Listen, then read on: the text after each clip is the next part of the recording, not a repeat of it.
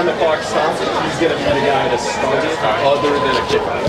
If a kickoff goes to the other side, it might be one of my other colleagues. I already tried it. Giving you one. Yeah, possession, he'll wind it. If they kick it and the kid fumbles it around, you don't start it. But don't worry about that. It's a couple seconds. We can fix that. All right. Thanks. If you, that's our DC right there. He'll have a headset on if you needed something. Okay. Yeah. This is tough for everybody in here, like screaming and shit. Like, dude, it's gonna be interesting. Scott. Okay, thanks, Scott. Jason. Thank you. All right.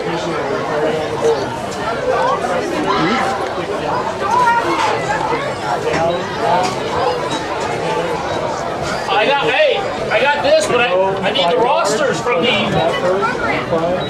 Well, then who took the program? Did Dalton take the program? Not me. I got these. You can have them. Max Preps rosters. And flip on the backside too. No. And then if you turn the backside, the rest of them. Hey, Bruce. That's did they ever end up having practice? Okay, good. I just want to make sure. What the heck? How do they cancel and not tell us? Crystal clear. Unbelievable. Well, I'm annoyed they didn't tell anybody, but whatever. All right, cool. All right, thanks. Yeah, I'm glad. Yeah. All righty. All right, thanks. Thank you. So Maddie's asshole. Coach, I'm sitting there waiting. I'm late because.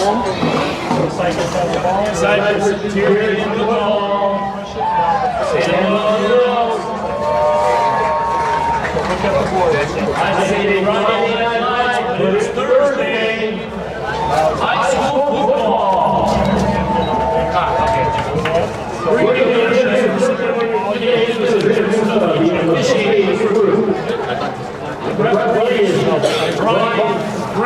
On the scoreboard, make the umpire point down. Best judge is Green. The linesman, Jim Ryan. Porter, the lead by Judge Minnie Cornett. As the night officiating through. Inside the numbers. We're seeing the score right inside of the Oh, right below. Okay, so they start off with 3 and then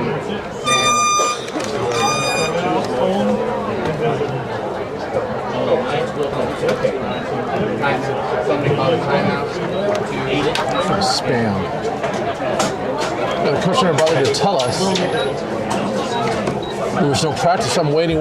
I gotta go, and I can't leave her there by herself. So I'm like, dude.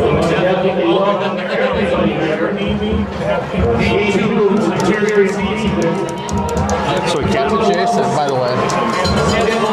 He called. Is that Merle's dad? Yeah, it's Aaron.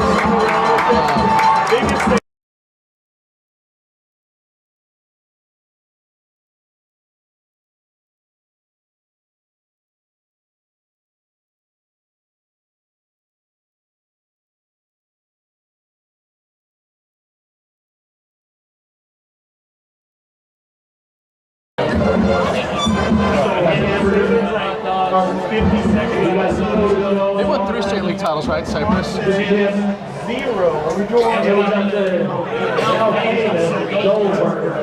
So you'll see it. We'll recognize 50 seconds. 5 minutes. 50 minutes. Right. Yeah. So sometimes you have to dial in the 0 to fill in the spots at the beginning. Correct. So if you notice that, What's the freshman final? 19-0. Is that a cluster? They're better though than last week. All right, well. Okay. So you're going to need to Yeah, 3 minutes. It's just 2. So we got 3 more minutes. So the warm-up time, number 8, you don't need like prior. So when they go in for number 10, Michael Butter Thompson. Number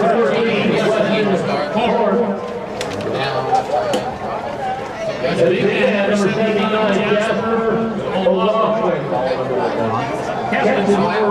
And welcome everyone to Cypress Centurion Football, coming to you live from Handle Stadium on the campus of Western High School, where the visiting San Juan Hill Stallions take on your Cypress Centurions tonight in a week number 1 game. Cypress 1-0 and the Stallions 0-1. Cypress last week had a hard-fought victory against Foothill 27-13, while San Juan Hills came up a little bit short to Santa Margarita 18-8. This is Kevin Dole. As usual, I'm joined by Coach Mo Patios. So, Coach Patios, what are your keys to the game tonight? Well, it's interesting because we know both these teams can play defense. Last week, Cypress did an outstanding job containing Foothill, and San Juan Hills really shut down Santa Margarita, a team that's figured to finish 3rd in the Trinity League, which is considered one of the most competitive leagues there is. And the only reason Santa Margarita got the points they did was off 2 block punts. One was for a safety, the other one gave them the ball inside the goal line. So, you know, for the most part, I thought San Juan Hills was lights out on defense. So, really, the question is, can San Juan Hills offense pick up the pace? Last week they were held to 82 yards passing and just couldn't get anything going offensively against Santa Margarita. So really for them, it's going to have to be their quarterback. They call him Butters, his nickname. If he can get his ground game going and throw the ball, they got a shot because we know Cypress can score. They've got a lot of weapons, and so the question is, can San Juan Hills keep up with them? That San Juan Hills offensive line looks to be pretty formidable. Yeah, they got a big group up front. It's not a senior-heavy team, but where they have the most experience is on the O-line. 3 of the 5 starters are seniors, 2 juniors. They've got the size, 6'6", 305, Trevor Newkirk, 6'2", 330 with Jasper Laughlin, 6'2", 280 at center, Ryan McDougall. Vasquez, the little guy's 250, but he's very fast and athletic. And then at right tackle, Adam Malteban, he's another senior, 6'2", 255. So they got the size up front to get the push they need. The question is, can they do it? How about the Centurions offense? I guess they're going to rely heavily on Matthew Morrell and possibly Trevor Monteleone. You think that, but the leading receiver right now for Cypress is our man, Balake Cusimano. He's tied with the first for touchdown receptions. He's leading the team in receptions. And I was talking to Trevor and Morrell before the game. I said, you know, guys, there's nothing wrong with second team all league. Because it looks like right now Blake's got the inside shot for that first team job. And so unless those guys catch up to him, this is Blake's job to lose as far as getting first team all league honors. But no, they got a lot of talent. They got guys. And then, of course, remember the quarterback position. They got the 2-headed monster. They can hurt you with both their quarterbacks, both Elliott Lemonier and Aiden Houston. So there's a lot of things Cypress can do offensively to make life difficult for the defense. Don't forget the backfield. You got a battering ram back there, and Nate Schneider, number 32 for the Centurions. Yep, he's one of the returning leaders on the ground from last year. He's got a lot of experience now. He's got a full season underneath his belt, of course, last week's game as well. So, no, as far as offense goes, Cypress has all the pieces in place that they would want to make a run. Now it's just a matter of not whether they can execute. So we're about ready for kickoff. Both teams have taken the field.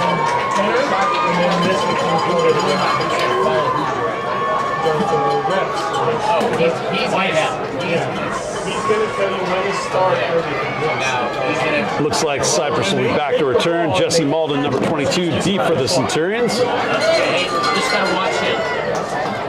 Alongside number 29, Matthew Baldonado. And I think the big question tonight is who Coach Feldman's going to start at quarterback. We know both Aiden and Elliott are good at their position. I think they have different skill sets. So when Feldy wants to do more of the RPO run attack, he's going to go with Aiden.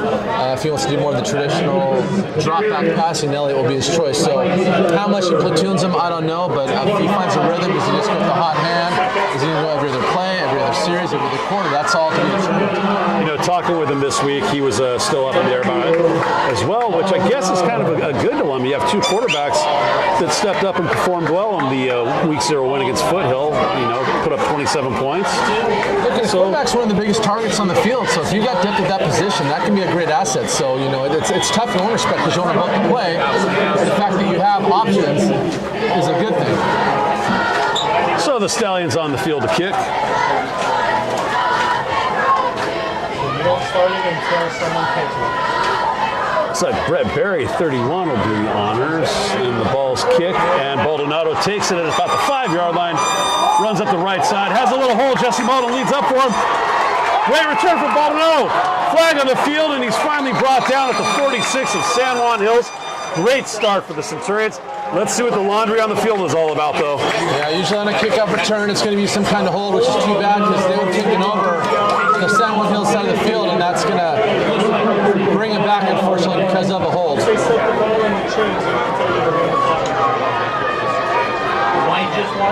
White does indeed confirm what Coach Padios just said. It's going to be against the Centurions, so that's going to cost them a fair amount of real estate. And your kickoff team or your kickoff return team's got to understand, once he gets by that initial rush of the kickoff team, there's a good chance he's off to the races. You don't need to block at that point. He's gotten through the hard part. Now just let him go. You don't need to hang on a jersey for that, that last second grab. Just let him go and do his thing. Trust in his speed. So that's going to move the ball back to the Cypress 28, where they'll start 1st and 10 from the right hash. And it looks like Lemonnier is getting the start. Quarterback tonight for the Centurions. 2-by-2 formation. Malden in the backfield, complete to Morrell, out to the right side, and that's going to be a gain of about, let's call it 8 yards. Take it to the 36 of Cypress. It'll be 2nd down and 2. Weston Port was on the tackle at outside linebacker. That's a player you want to keep an eye on. He's only a sophomore, but last year's a freshman. He had 100 tackles, 12 sacks. Orange County Register has him ranked as the 13th best player in the entire county. They came out a couple weeks ago with the top 50 players, 150 players, and he was number 13 on that list. That's some high praise for that young man. You got to be a great ball player to be ranked that high. Empty formation, Malden in motion, Lemonnier to throw again to Morrell. Morrell makes a little move there, gets back to about the line of scrimmage, maybe a gain of 1.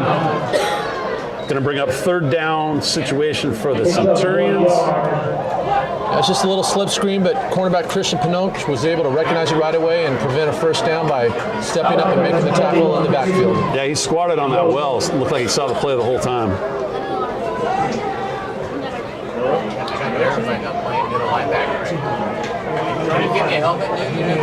Lemonnier gets the orders from Feldman. Come on, Steve. 2-by-2 set again for the Centurions. Jesse Malden in the backfield alongside Lemonnier. Hand off to Malden. Malden trying to work his way to the 1st down. It's going to be close, Coach. It's going to be close. Let's see what the spot looks like. And looks like a 1st down. Boy, I'll tell you what, you talk about a game of inches. That was a nice shot by Jesse. Actually, the defense made contact in the backfield, but Jesse kept his feet going and turned what could have been a potential loss into a big 1st down here on the 1st drive. So the Centurions matriculate the ball to the 39-yard line. Still on the right hash.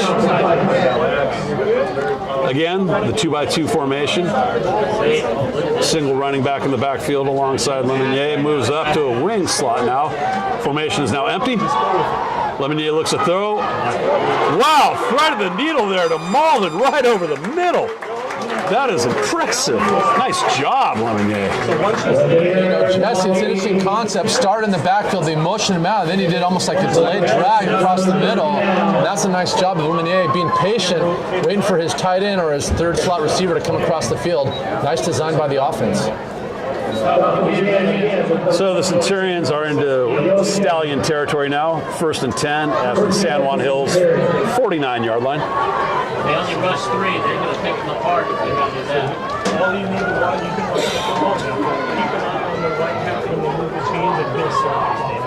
Tight end in the game, a deuce formation for the Centurions. Hand off to Malden. Blasts up the middle, falls forward, a couple extra yards there.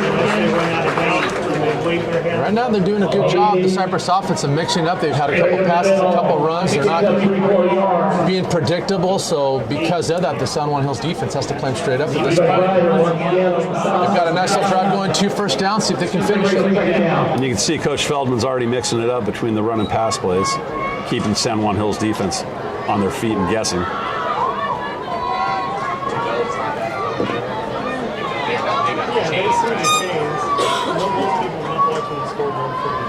Lemonnier back to throw. He's looking deep for Morrell. Oh! That's a nice defensive play there by Christian Pioche for San Juan Hills, breaking that ball up. For Christian on this drive, that's 2 good plays so far. San Juan Hills decided to bring some heat. Elliott did a good job recognizing it. He found the one-on-one matchup and just missed it by inches. But that was a good throw, and that was a good read by the quarterback. But that was even a better job by Christian Pinoque, the defensive back, for breaking up the ball.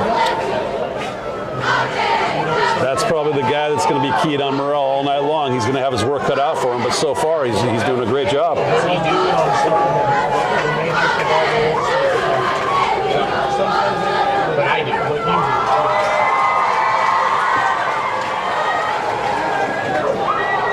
Lemonnier looking down the sideline. Intercepted. Is he inbounds? That's the question. He is. San Juan Hills interception by Isaiah Bennett. Yeah, and that was some kind of miscommunication because the receiver wasn't really anywhere near where the ball was thrown. You certainly don't want to turn it down. It was 3rd down, so it's almost like a short punt. So even though Cypress gives the ball up, it wasn't as consequential as it might seem because... So now we'll get to see the San Juan Hills offense for the first time this evening as they take over on the 27. So tell us about this quarterback again, Coach Patios. Well, he's only a sophomore, and last week, Santa Margarita did a really good job of shutting him down. Of course, Santa Margarita is an outstanding team, so there's not a lot of shame in that. Little trouble on the snap. Fielded.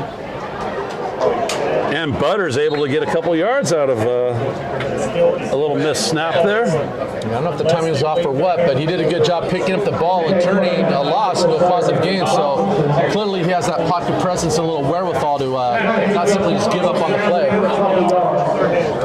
So Michael Butter Tollefson at the helm.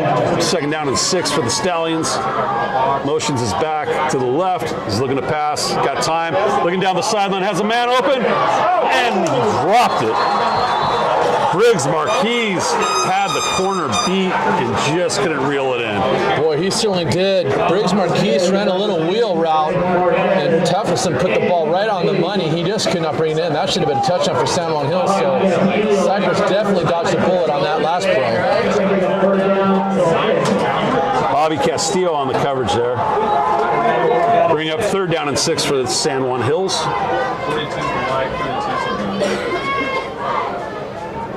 Motion, a little movement on the line, but no offsides. Tollefson scrambling, gets the ball away, throws down, and coverage there provided by Bobby Castillo. That time, he had Briggs Marquise covered. Going to bring up 4th down and 6. The San Juan Hills punting unit onto the field. That's 2 plays in a row. They went to Briggs Marquise to no avail, so maybe that's a mismatch San Juan Hills thinks they like, but so far the Cypress defense is holding up.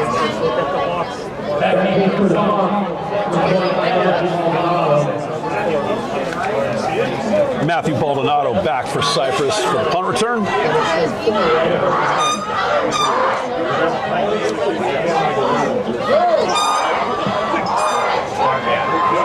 Punt is away, signal fair catch, takes a Cypress bounce. So Cypress is going to pick up about 5 or 6 extra yards there. As the punt rolls back towards San Juan Hills. That's a unit that San Juan Hills has really struggled with in the first week of the game, of the season. Twice they had a block against Santa Margarita, and that one wasn't a great kick, but Cypress got a good bounce. So that's an area San Juan Hills is going to have to work on and continue to get better because that's not the best unit for them so far. Ben Garcia does both the punting and the kicking duties. He looked pretty impressive in warm-ups when I was down on the field watching him, but yeah, that one just kind of took a weird bounce for him and started going back the wrong way if you're San Juan Hills. That's the thing about football. It doesn't always bounce the way you think it's going to. It's got that funny shape, so those things happen, unfortunately. Indeed it does. So the refs look like they're deciding where to spot the ball. Now it looks like there's another penalty on Cypress, but I don't know what. They're moving back as if it's going to be against them.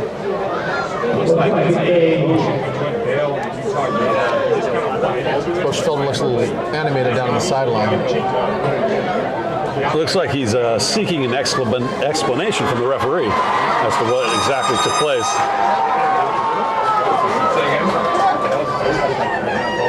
It looks looks like they might be re-kicking. Ooh, punting again. Liz, I didn't see it, but Liz can bring it. Great balls.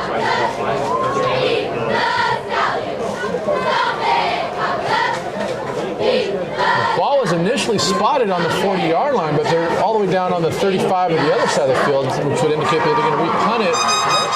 There's no 30-yard penalty that I'm aware of, so. What's the white hat saying here?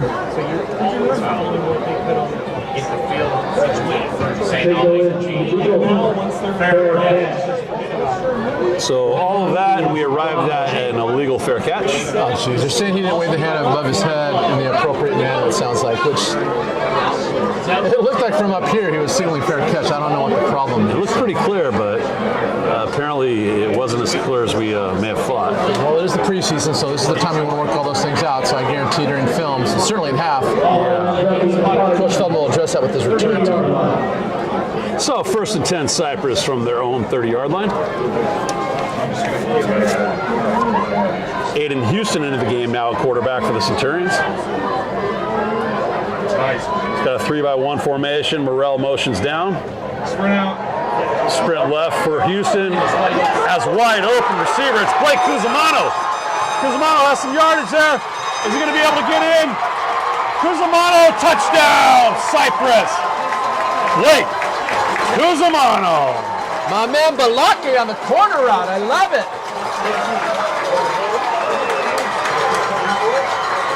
Boom. Just like that, Coach. For those of you keeping track at home, Balake now leads the team in touchdowns, receiving yards, as well as receptions. Matt Trevor, like I said, there's nothing wrong with second team all league. He just slipped through the secondary there and was wide open. But he did a great job getting in the end zone. Broke some tackles and rumbled, bumbled, and stumbled and got in. Cypress sprinted out to the left side. Blake ran a corner route, lost the defender. He was wide open and turned a 30-yard reception into a big touchdown. So how about that? Aiden Houston, 1 for 1, 70 yards, touchdown. That's going to help his passer rating, I think.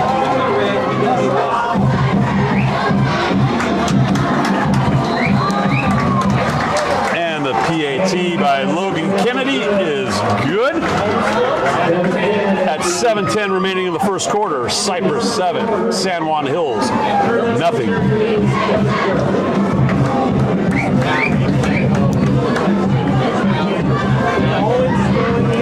Coming into this game, even though San Juan Hills lost last week, they went up in the rankings because it's one of those things people might consider a quality loss. San Juan Hills is ranked 11 currently in the county. Cypress is 12, so this is a 11 versus 12 matchup. Two top teams, and if you look down to the right of us, of course, the dean of the Orange County Register, Steve Fryer's with us. The dean. Speaking of dean, I was talking with our producer, Dean Delgado, before the game. Yeah, we were talking about, an 11 versus 12 matchup. That's about as even as you can get. Yeah, and they are two evenly matched teams. So it's if you like high school football, this is a great game to be able to watch on a Thursday night.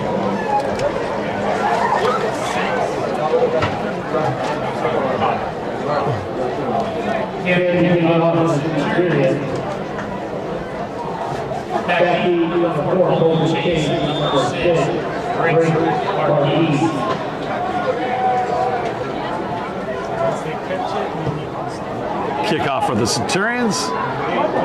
It's going to roll into the end zone and be touchback. Of course, remember in high school, if the ball clears the end zone on the kickoff, it's automatically dead. The return team will take over on the 20-yard line. Hey, Coach Pardios, I just got a text message from Dr. Kevin Hodgson, our former principal. Where'd he end up? He's got a district-level job in a new district, and he's doing well. So Is he in his old neck of the woods out there? he's close. I think he's in Rialto, I believe. And, Probably a better commute, right? yeah, probably much easier for us. But he was always our number one fan, our biggest fan. So, Dr. He was a Hodgson, we good miss guy. you. Hopefully he comes back and checks out a game at some point. If he's not too busy. Absolutely. We miss you, Dr. Hodgson. We hope to see you soon. Hope everything's well. Hi to your parents as well.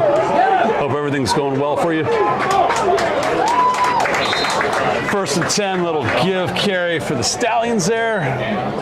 Not much of a gain. Man, middle linebacker, Rocco Burdett. You talk about guys versatile. For me, he played fullback. Last year he played nose tackle. Now this year he's playing middle linebacker. So he's one of those guys who can do it all. Pretty generous spot there. It actually turned out to be 5. A little out route there to Briggs Marquis again. Catches the ball, and he's going to move it enough for a first down. Again, San Juan Hills continues to target Marquis. They think they've got a matchup there that they like, and they're going to continue to expose that until Cypress can stop it. First and 10, San Juan Hills at their own 34, 2-by-2 formation. Again, little speed out route there to John Jack Shigo. They're going to go with the hurry-up offense here. They're going to go fast tempo and see if they can get Cypress on their heels, and so far it seems to be working. Butter looks like he's got a lot of poise back there for only being a sophomore. He did play games last year, so he's got some big time experience. Obviously played last week. We had a little mishap on the snap again. Something wrong with the cadence because the center snapped the ball before Butter was obviously ready for it. Kind of caught him off guard, but again, he made a play and was able to get a first down out of the play, believe it or not. Yeah, and that's twice now where they had bad snaps and they've been turning what should have been a negative into a positive. So give him credit for being able to manage the situation under a little duress. I'll send a blitz on.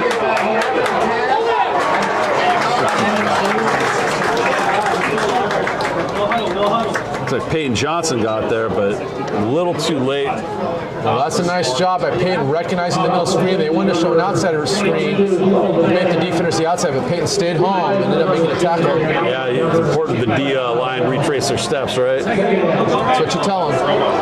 Oh, another stunt. Schneider almost had him wrapped up on the blitz there. And Butter's going to be able to get a couple of yards in that as he scrambles to the right and gets out of bounds on the San Juan Hills sideline. Well, I'll tell you what, Tollefson did a great job avoiding. You're right, the sack by Schneider. They brought the Sam linebacker off the edge and had him dead to right. But Tollefson recognized it and was able to get out of the way and turn what should have been a stack. Again, another what should have been lost into a small positive gain. So Coach Crooks has made his appearance known as the Centurion defense is starting to blitz. Going to bring up 3rd down and 8 for the Stallions. They're at their own 47. Lining up, seeing how Cypress is going to line up defensively before they send the play in. Tollefson back to pass. As a receiver, it's going to fall incomplete. Going to bring out the punt team for San Juan Hills. His target was Colton Chase, the wideout on the far side, and it looked like he was going to do some kind of back shoulder pattern, but they just weren't on the same page, and Cypress D is going to get off the field. Matthew Baldonado again back deep for the punt return for the Centurions.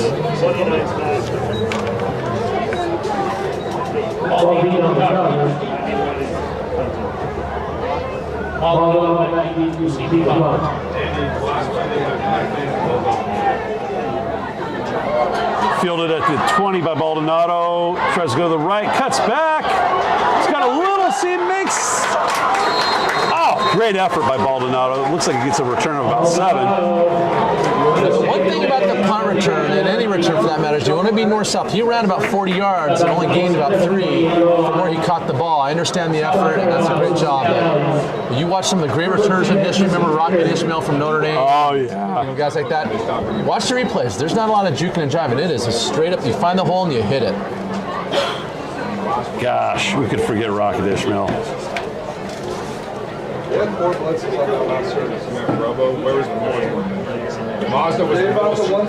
So 3rd offensive series for the Centurions, Aiden Houston at the helm. 2-by-2 formation, Centurions to the right hash boundary.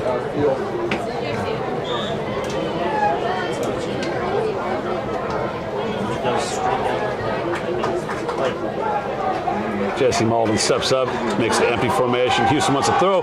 Instead decides to run. He's got a seam right up the middle. Slides. Oh! Hit to the helmet. Apparently the referees didn't see it, though. No, they saw. They just decided not to throw the flag. You're absolutely right. If you make any kind of contact with the quarterback after he goes down, that should have been a penalty. Yeah, he gave himself up. He slid. I'll tell you what, you see the Yes. He's got speed, and he's one of those guys where if he doesn't see anything open downfield, he'll tuck the ball up and go. And that puts another level of pressure on the defense because not only do they have to defend the receivers, but they got to have somebody spying the quarterback.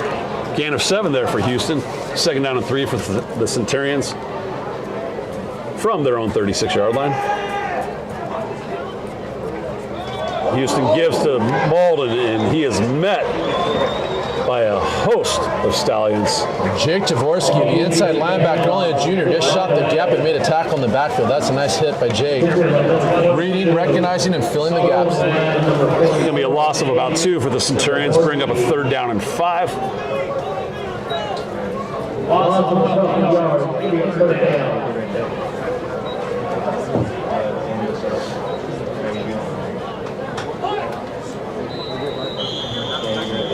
Timeout on the field as Coach Rick Feldman elects to meet with his offense.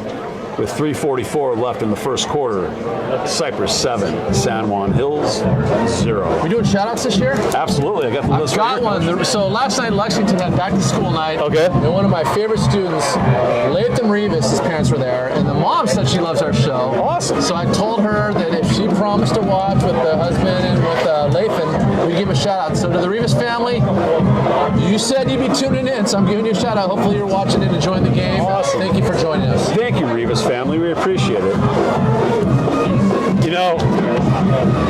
We got to do our customary shout out. We're here with another football season, and got to say hi to our buddy up in heaven there. Oh, yeah, 100%. JD DeFazio. Big JD. Welcome to a new season, brother. We know you're watching. We miss you. We love you.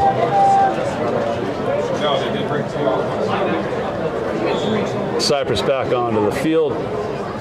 Houston in the pistol formation with Malden to his left and slightly behind him. Takes a snap, rolls to his left, wants to throw. Goes over the middle. And there is Trevor Monteleone. Going to be saying that name a lot this year, Coach. Yeah, get used to hearing his name. He's one of the top receivers from last year. He's a two-way starter. He's actually better, many would say, on defense than he is on offense. And he's darn good on offense, so he's a heck of an asset. The number 5 ranked defensive back in Orange County, according to OC Varsity. Yeah, they have, Cypress actually has 2 players ranked in the top 150. They have Morel at 26 and Trevor Monteleone at 31. Of course, he had an outstanding Battle of the Bay tournament. That's one of the big 7-on-7 passing league things they have in the summer, and he was considered the MVP of that tournament. At Corona Del Mar.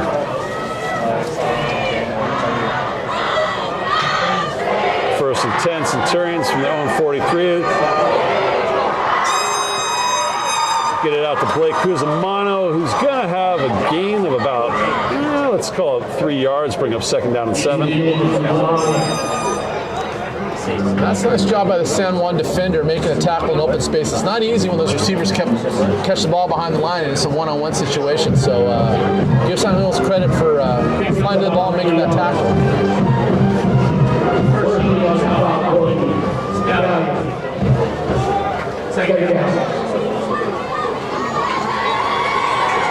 Ball right at the 50-yard line.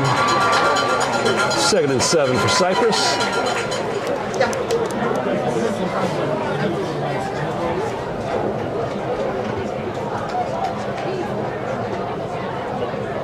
Morel motions across, comes to the other side of the field, runs a wheel route, a little slip screen to Jesse Malden. Fighting his way, looks like he's going to pick up about 3 yards. Call it 3rd down and 4. That's just the basic middle screen. You want to invite that defensive line upfield, get some separation. The quarterback's just got to find the back, and hopefully the linemen are downfield making blocks. Pretty good job by San Juan Hills recognizing it and preventing a big gain. Now it's going to set up a 3rd and call it 4.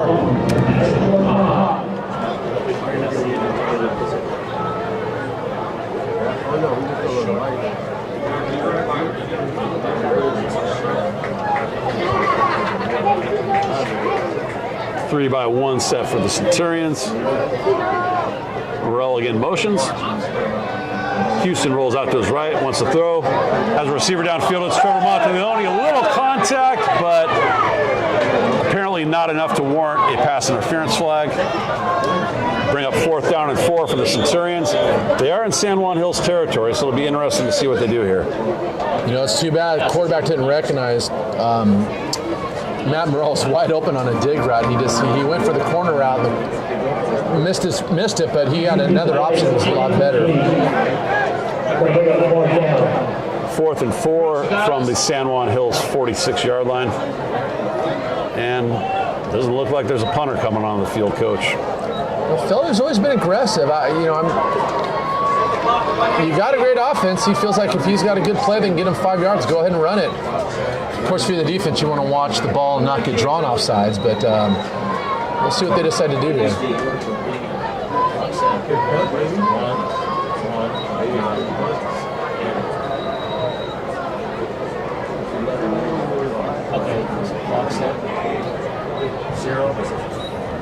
Although it looks like they're having some issues with the clock right now, so that's the delay.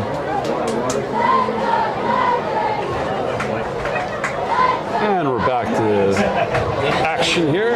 4th down, Cypress going for it. Yes, but he told me it was like half a minute, like 57. 3-by-1 formation again to the right side. Houston sprint right, rolls out. As a receiver to the sideline, Morrell. Amazing catch. He was blanketed. I mean, that was amazing coverage by Pioche, but Morrell just went up and got the ball. Well, that's one of the advantages of having the height that Morrell has. You've got that long wingspan, and you're right. Pioche was right on him, hip to hip. Really had a hand on his chest and his arm, but Morrell just uses those arms to grab the ball, and you got to be frustrated for San Juan Hills because you have perfect coverage. And despite that, Cypress is able to get the first down. That's textbook coverage by Pioche. He's walking around right now saying, what do I got to do? How about the call by Feldman, 4th down at midfield? If you give that up, all of a sudden San Juan Hills has got a short field to work with. So give Coach Feldman a lot of credit for having the guts to make that call. Bring up 1st and 10 from the San Juan Hills 35. Houston takes a snap, fakes a give to Malden, complete to Morrell in a little slant. And Morrell's going to pick up about 7 yards there. Now you feel like Houston's kind of getting a rhythm going. Oh, yeah. They got that big first down. It's kind of a kick in the gut for San Juan Hills, and now Cypress got a little more momentum. The question is, can they take this momentum all the way into the end zone?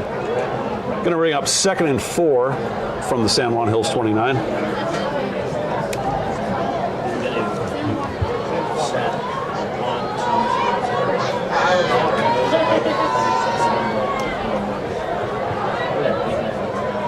Tight end into the game for the Centurions. Oh, false start. Whoops. San Juan moved first, but the problem is the whole right side of the Cypress O-line moved as well. So be curious to see who they're going to get Cypress with that one. 6 seconds still on the clock.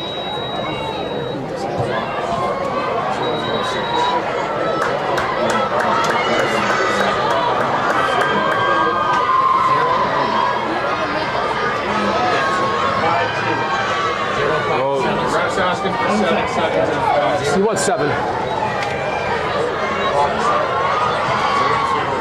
Be 7 seconds left in the first quarter. False start penalty on Cypress moves them back to the San Juan Hills 39. Gotta love technology. Must be this 0-0-0. There we go.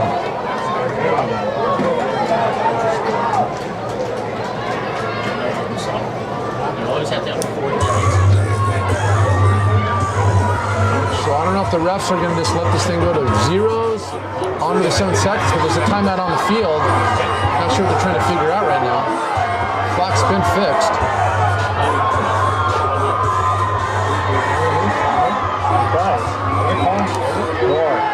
A little break in the action here, yeah. Apparently that is going to be the end of the first quarter as there's 12 minutes now on the clock. So we'll flip it. That's the story of San Juan Hills. They've only been around since 2007. Back in 2019, they won a CIF championship under Coach Frith, who's now in his 6th season as the head coach. They're currently ranked 11, and they've got 3 players who are ranked in the Orange County Register's top 150. So they got a lot of good players. 2 of them, which are sophomores. They got linebacker Weston Port, quarterback Michael Telefson. So this is a team's been around for a couple of years because they got some good players that are only only sophomores, so they're only going to improve. Really nice high school. It's down there in South County by where you and I grew up, like kind of off Ortega Highway there. Yep. Really nice. So Yeah, very well. I've been there. So it's a really nice school.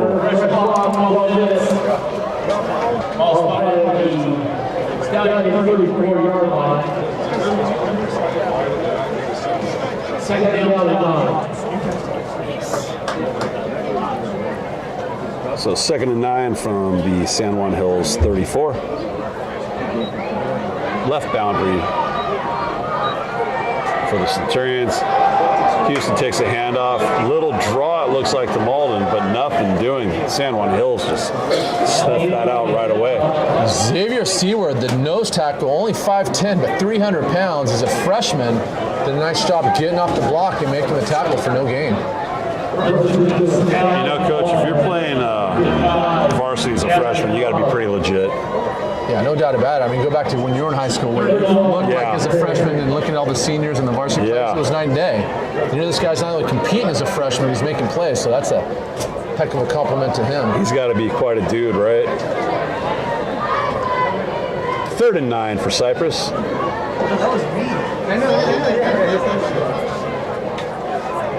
Houston takes a snap. A little quick hitter to Monteleone, who was wrapped up momentarily, but makes some room, dives for the end zone. Touchdown, Centurions. Trevor Monteleone. Wow. That's a little rocket screen. Cypress likes to run. Basically, the receiver takes a step forward, comes back. The tackle on the near side's got to kick out that cornerback, so you got to show some athleticism from your offensive line. And once Monteleone gets some space, he was off to the races. Pure effort and desire by number 2 there. Remember, this is a San Juan Hills defense that shut Santa Margarita down the entire game. The only reason they gave up points were because of special teams, essentially. Cypress put up 14 on them here in the second quarter.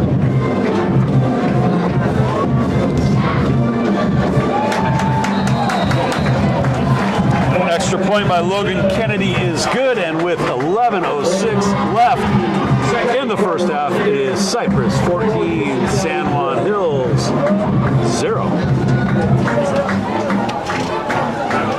Now the pressure certainly goes back to San Juan Hills. You're down 14-0, and the last thing you want to do is get a 3-and-out and give this Cypress offense, which seems to have found its rhythm, more momentum. So for San Juan Hills, you've got to answer the bell here because you don't want this game to get away from you early in the second half.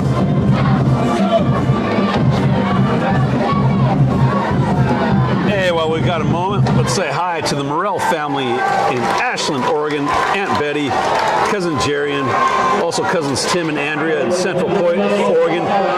Listening to Matthew play tonight. Matthew followed in the footsteps of his dad, a Cypress legend, Eric Morrell. As usual, we're always glad to have the Morrell family up in Oregon listening in. Hope everything's well up there in Oregon. Glad you guys could join us tonight.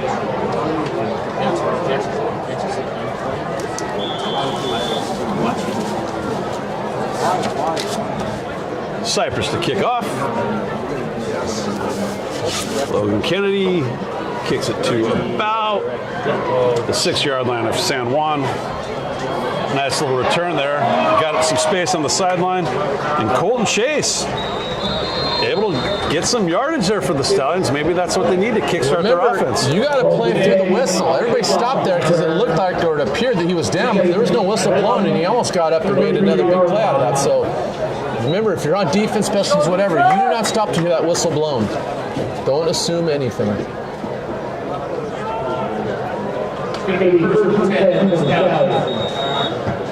Why is the clock running? More time, it just ran up. He's gonna say just keep it. Gotta be fun.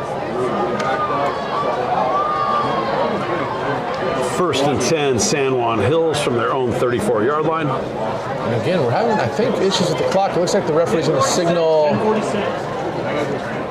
to put Showing 13 seconds 10:33, back on the clock. but we want 10:46 on the clock. There we go. Sorry, guys. Hey, it's the preseason for all of us, right? Yeah, it's going both ways here. You know. We're sitting right next to the clock operator. He's getting a lot of grief, but it's all good. We appreciate Doing a great the help. job. And man, it takes a lot of people to get a high school game underway, so we appreciate the help of everybody. Referees, timekeepers, field guys, everybody. Second and 8 for San Juan Hills. Little complete pass out there. Butters dumps it off, and they're going to be close to a first down.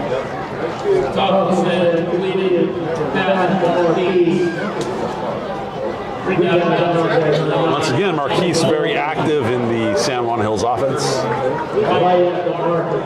Ooh, 3rd and inches at the San Juan Hills 49. This is a big play for San Juan Hills. You do not want to go 3 and out and get separate. Well, now it looks like they're getting. Oh, now they moved it. It's not a problem. They decided it was a first down after Check all. that. So 1st and 10, San Juan Hills at their own 49, or 44, excuse me.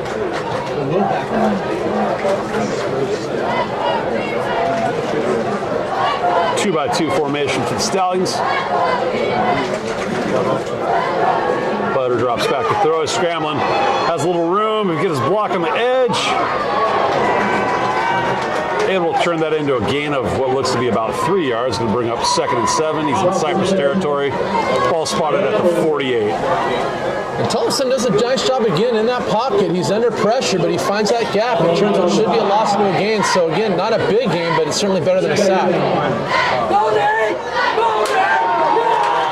Big play there for the Cypress Centurion defense. San Juan Hills looked like they were trying to get something going quickly, and Cypress was prepared for it. Well, it's that read option as the quarterback. You can either give it or pull it. It was one of those things where I don't think he was sure because he couldn't quite get the read, and they both hung onto the ball, and while they're fighting for it, they're getting tackled in the backfield.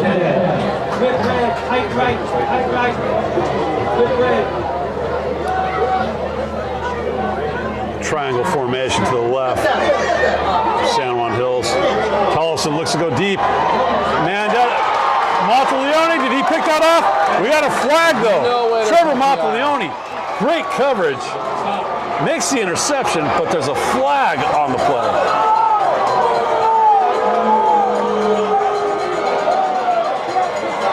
Well, I hope they discuss that because Monteleone had great position. He had inside leverage, turned around.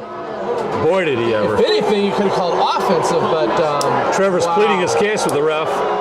He's asking him what I did. He's even demonstrating to the referee, here's how I did it. I mean, come on. I'll tell you what, Coach Patios, I coached defensive backs for many years, and that's as good a play as I've ever seen. I'm not sure what the problem is there.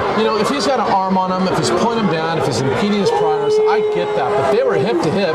Monteleone had better position on him. Just turned around, the ball landed on his chest. They didn't have to make the reckless catch, so I really don't see. And that's a big play because now Cypress got the ball up 14. Yeah. And instead, San Juan Hills got a first down on their side of the field, and it could be a game changer. We'll see if Cypress can step up and get the momentum back.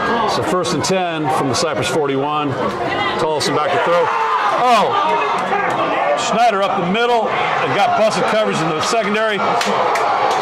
Going to result in a gain of 40 yards down to the 1. Bogus call, just like that, turns the whole thing around. Colton Chase on the 40-yard reception is going to bring up 1st and goal to go on the 1. Yeah, and that one's not going to resonate very well with Coach Feldman, I don't think, or the rest of the Cypress coaching staff.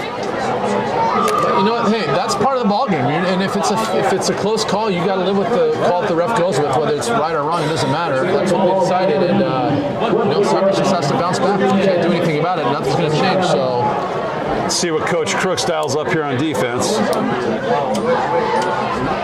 Little draw up the middle. It's going to be pay dirt for the Stallions. Sullivan land into the end zone for the first score of the night for the Stallions. 14-6 Cypress, 8:40 in the first half remaining. PAT momentarily. And Sullivan's not a big back. He's only 5'9", 170 pounds, but he's very shifty, and he found that gap and hit it, and able to help his team pull within 7.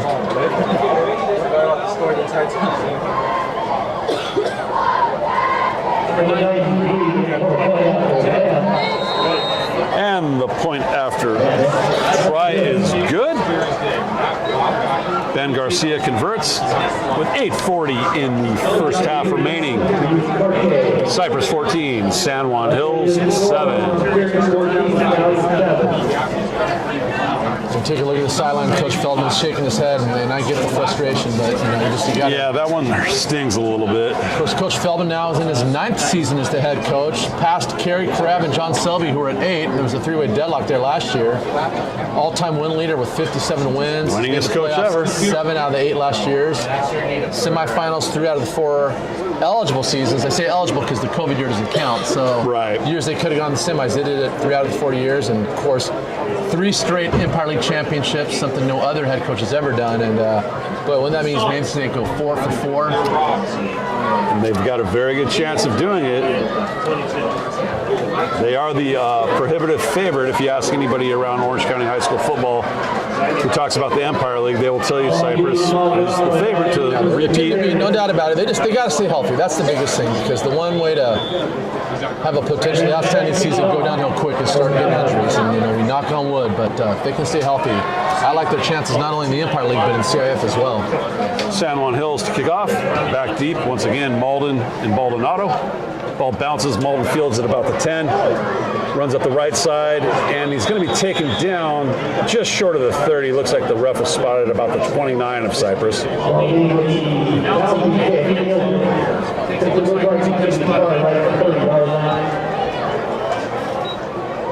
Check that, make the 30-yard line.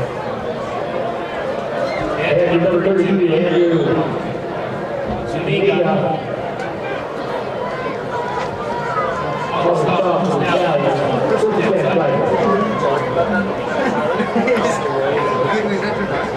Lemonnier back onto the field at quarterback for the Centurions. And again, this is an open competition. Nothing's been determined yet. Of course, Aiden's had an outstanding game, and Elliott had a nice first drive. He had that interception, but really that was just a misread by the receiver and the quarterback not being on the same page. Lemonnier back to throw, goes deep, and 10 for Morrell, and he's picked off. Looked like bracket coverage on Morrell, and Lemonnier let it go anyway, and that results in an interception for San Juan Hills. That's just one of those things you got to read the safety. It looks like it was one-on-one coverage, the safety over the top, and I get why you want to throw to Morrell. He's a good target, but again, just because he's a great receiver doesn't always mean he's open, and you just got to go through the progressions.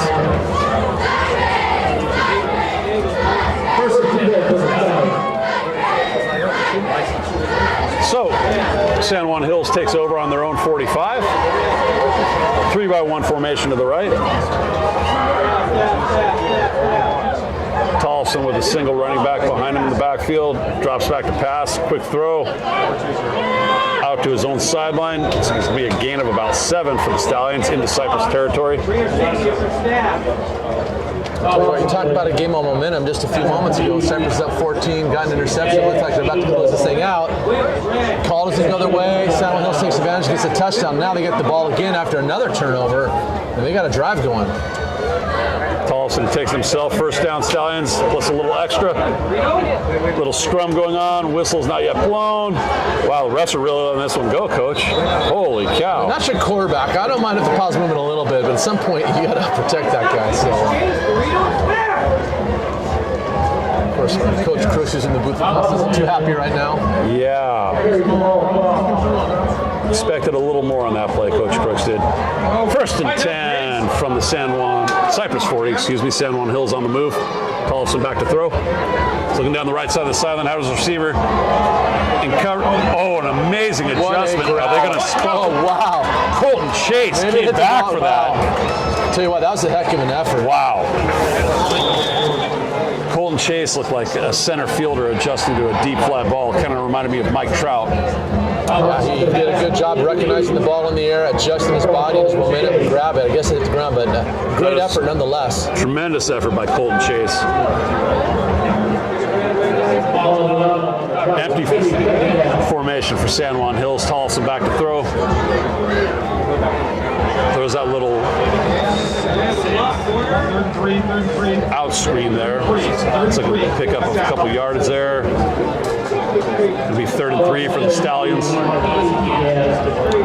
I think with this momentum, even if they don't get it, San Juan Hills will take 2 cracks at this. 2-by-2 formation for the Stallions. Cypress showing blitz. Tollefson back to throw. Throws down the right sideline. Perhaps a little miscommunication there between him and Chase. Ball falls. It's going to bring up a 4th and 3 on the 33. You're certainly out of field goal range, and you're not going to punt it. So again, they got 2 plays to get 2 yards. This is a big moment for both of these teams. Cypress came out with all the momentum. San Juan Hills has grabbed it back, so it's a battle of wills here on 4th and 2. Who's going to execute and get it done? San Juan Hills going for it. 4th and 4. Oh, a little slant route. Looks like it's complete to Colton Chase, and he's going to have enough for the first down. Nicely done by San Juan Hills. Got to give Toll some credit there for seeing that quick slant, getting the ball to him on a line.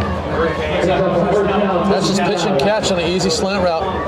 Colton did a good job finding the open gap, and of course, Tollefson does a good job putting the ball right where it needs to be to get his team the first down. Continue the drive. Snap Tollefson. Read option, keeps it himself. Rolls out to the left, has some room. Looks like he's going to get a gain of about 9 yards. Nice little play there. Little nifty run play there.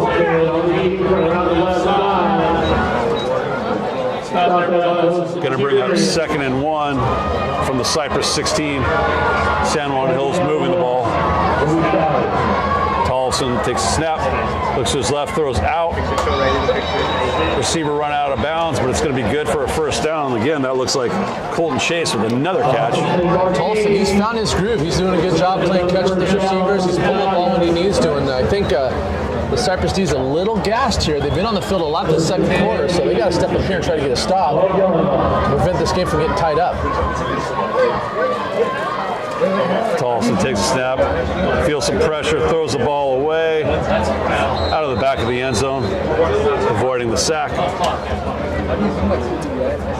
You could almost argue that was grounding because the receiver was way to the inside. He threw it to the back corner, but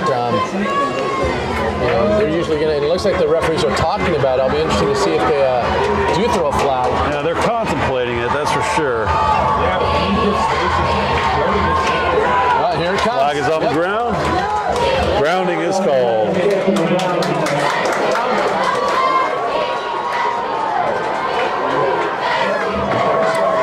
Yeah, nobody within a couple area codes of that one, Well, Coach. he had a receiver on the far side, but he ran a post pattern. And he threw it deep in the corner, and it was basically doing it just to avoid the sack. So, you got to...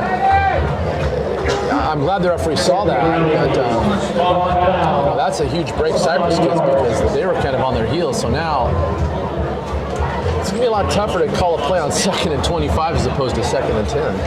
And that's about what they're looking at, 2nd and 25 here. Ball moved back to the 28 of Cypress.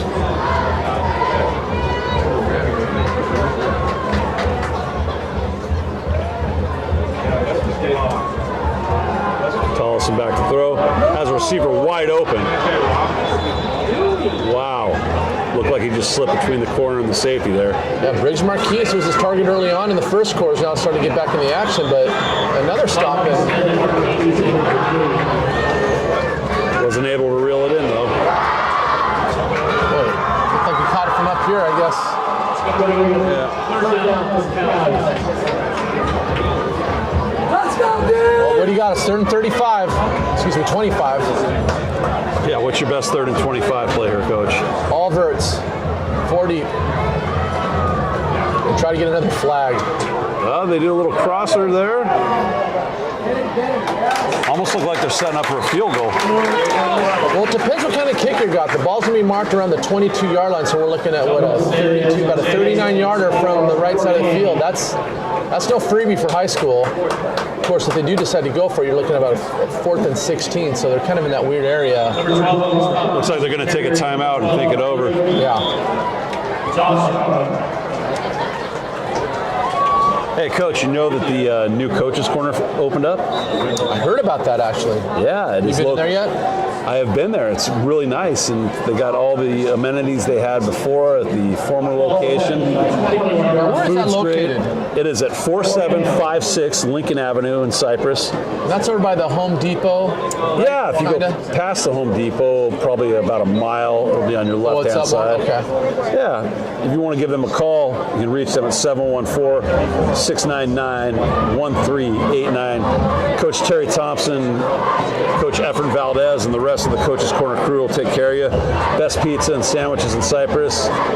Show them your support. Now, are they still doing the after the game tradition there? Absolutely. All right. So you That's going why it's a tonight? tradition. All right.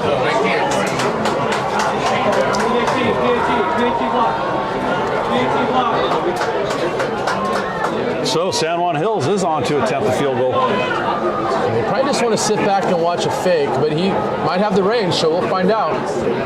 See what Ben Garcia can do here. He looked pretty good in warm-ups, as I said before. Not a lot of wind tonight at all either. Kick is up. It's going to be short. Line drive kick. Never really had the velocity or the height to get there. Well, I'll tell you what, Cypress dodged a bullet there because San Juan Hills had all the momentum going, and then, of course, the thing that killed them was that penalty, the intentional grounding, because it looked like they were going to score and tie this up. So now, the defense is going to get a much-needed break. Can the Cypress offense do something with the ball with only 5.5 minutes to go here in the second quarter? So Cypress is going to take over on their own 20-yard line.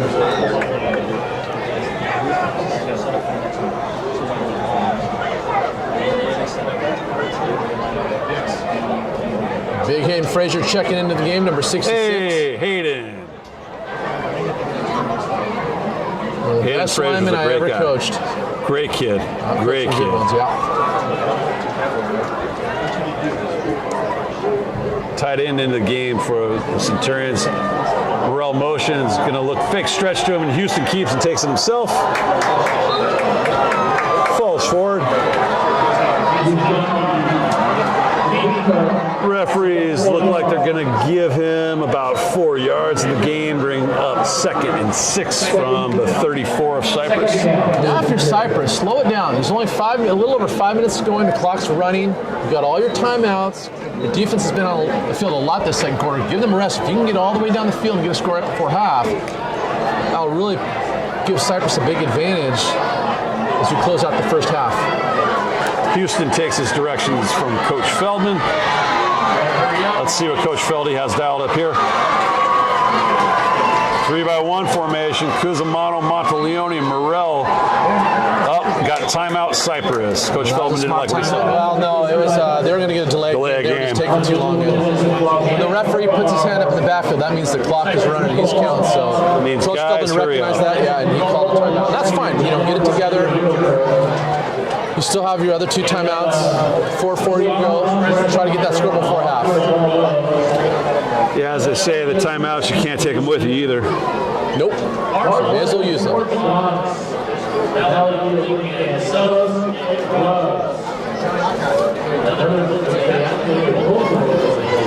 Of course, you and me do the home games for Cypress. We're going to be off for a while because next week Cypress is on their home stadium, but they'll be the visitors because they'll be at Western. Right Then here. they head to Catella before coming home against Capo Valley, which will close out their preseason schedule. So 2 good road games next week for Cypress, and then we'll end it with Capo. Of course, between Western and Catella is a bye week, so we're not back till the 23rd of September after tonight. So That's almost quite a break. month, It's almost yeah. yeah, that's right. Back to the action. Aiden Houston at quarterback for the Centurions. Morel in motion. Houston takes a snap, looks to throw, rolls out a little bit to his left. There's a little dump pattern to Jesse Malden out of the backfield. Malden lowers his shoulder, picks up a couple yards. Going to bring up 3rd down and 2 for the Centurions. Yeah, Dylan Worsham, the outside linebacker, number 14, only a junior, came up and made the tackle just short of the 1st down. So, again, it's going to be a 3rd and 2 for Cypress, trying to convert here with 4 minutes to go in the first half. Ball spotted at the 28 of Cypress.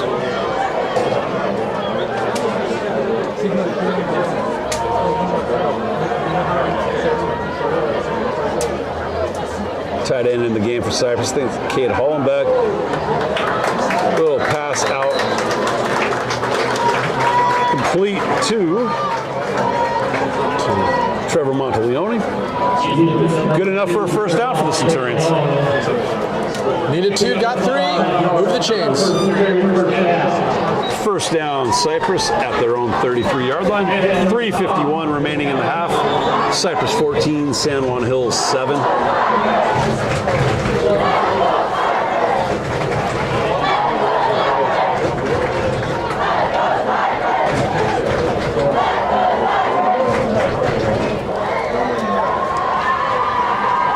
Houston takes a snap, fakes a give to Mullen, breaks free before he is ultimately wrapped up.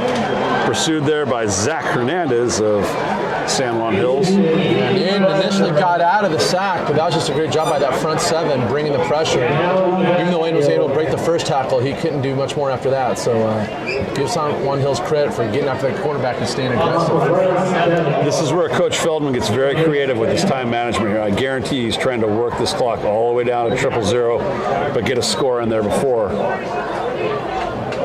2nd and 19. This is got 2 plays to get a first down. Look for Morrell here.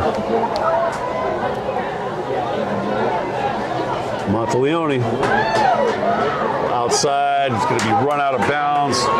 It's going to gain some real estate back for the Centurions, but it's still going to bring up 3rd and a significant amount. It looks like it looks like San Juan Hills is going to call timeout because they anticipate getting a stop here on 3rd and 12 and getting that ball back. So they want the quarterback to have time to move the ball down the field. Well spotted at the 31, so it's going to bring up 3rd and 13 for Cypress. You know, it's interesting we talk about the Cypress defense getting off the field and getting rest, but you got to remember Cypress plays a lot of players both ways. Yes. You know, even though the defense is off the field, half those guys are still on offense, so it's not much of a rest. So you know who we haven't seen a running back yet tonight is Nate Snyder. Malden's been doing the carrying the whole workload. Yeah, and he's been hobbled in the offseason with, I believe, was it a shoulder or an elbow injury? So yeah, I believe it was an elbow injury. It's good to see that he's recovering. He's a heck of a running back. I remember him as a freshman. He was our MVP. So yeah, when he's healthy, the guy we thought he could be. When he's healthy, he gets a full head of steam going. He's a great running back. Just another weapon in Coach Feldman's arsenal that he has at his disposal. Yeah, boy, there's a position with depth at this running back because those guys take a lot of damage. So the fact that you've got not 1 but 2 people in the backfield that can run the ball, that's very advantageous for the Cypress offense. So Coach Feldman's best 3rd and 13 play coming up here. Cusimano in motion. Houston takes a snap. We got a flag already. Airs the ball out to Monteleone into double coverage. Monteleone hauls it in. Woo! My goodness. It's all going to depend on the call. There's a penalty in the backfield. It's going against Cypress. How about that catch?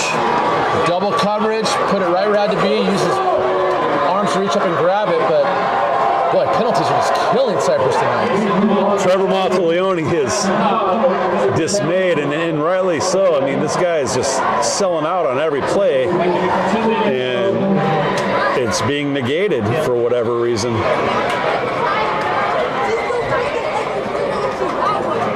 I don't know. Let's see what the refs say here. Well, and again, they're really on the clock tonight for some reason. I mean, the flag came early. It was before the ball was even released by Houston, so the referee saw something right away. Well, that turns 3rd and 13 into 3rd and 18. This gets a lot more trickier to convert. So, Coach Feldman will bring out his best 3rd and 18 play. Empty formation for the Centurions. Houston by himself takes the snap. He's going to run it. Sees a little seam. He's got some room. He bounces to the outside. Another flag coming in. Oh, boy. Holy cow, did you see that throw? 4 flags. That ref just threw that flag about 30 yards. From about 3 sides of the field. Wow. The backfield, the secondary. I don't know if they're all looking at the same There's thing. a lot of laundry on that field right now. Tell you what, though, I like the call. 3rd and forever. You got a track quality Yes. quarterback in terms of speed, and if he can find that gap and hit it, he's gone. Give San Juan credit to the defense for keeping him contained, but he still picked up a lot of yards on 3rd and forever. Houston hits the afterburners, you're not going to catch him. So we got a hold on Cypress.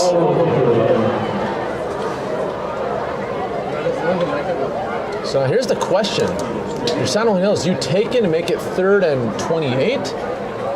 Or do you force them to punt from the 35-yard line? I'm forcing them to punt. I agree. Yeah. Get the ball back. You still got 2:14 in the clock. You got plenty of time. Why give them another chance to throw the ball down the field? Well, that's just it. Maybe you get an interception or you get better field position, but the call is to make them punt it for sure. And the punt team does come on where the ball is spotted at the Cypress 36, excuse me. They're going to elect to punt it. 4th down and 7. This would be crazy, but we know Coach Feldy has no problem going for it on special teams and fakes, and he loves the fake punt. Do not be surprised. So they're taking all the time off that clock they can because the clock is running just under 2 minutes. Morrell punts. It's away clean. Oh! And we're going to have interfering with the punt receiver there. Looks like Bruno Calderella was in the halo as the punt returner was attempting to catch the ball. That's going to give San Juan Hills some yardage. Yeah, there's plenty of time. A minute 47. They have at least it looks like they definitely burned one time out. The clock says 3, but I think they're down to at least 2. Yeah, short field. They got a great chance to tie this thing up right before half. The Cypress is moving in the direction that there's going to be a penalty against San Juan Hills. I do see a flag on the field, but we're going to have to wait and see what the referee decides.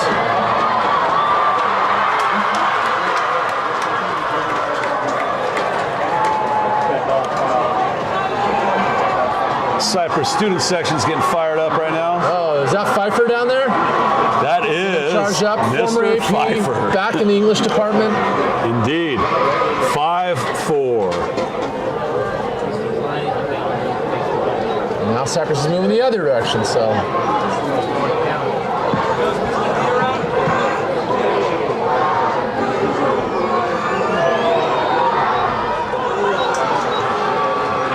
So San Juan Hills is going to take over.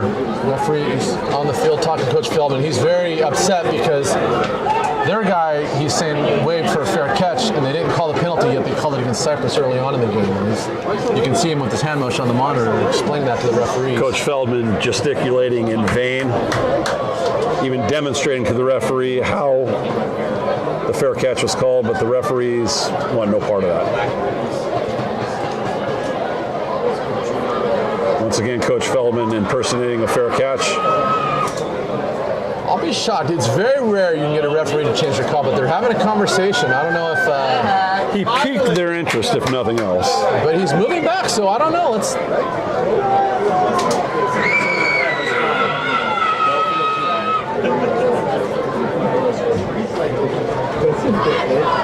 Very hard as a coach to work the referee to a point where we're going to change your call. I mean, you want to work on it so you maybe get some calls down the road, but if they do change it, I'll be pleasantly surprised and shocked.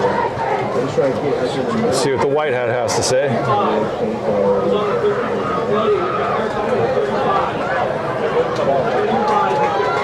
Wow. I think they're moving it back.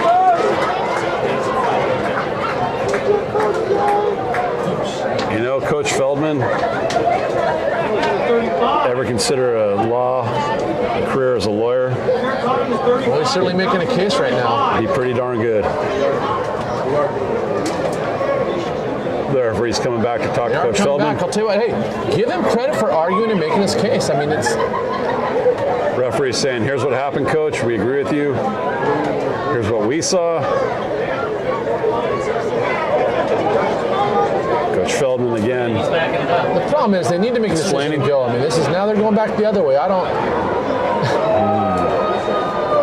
Like, referees, just figure it out and let's go. This is...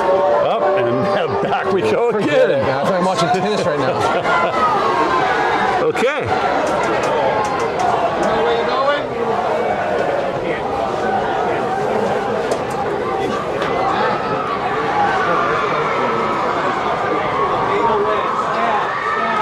Do I dare say they're going back and they're staying back?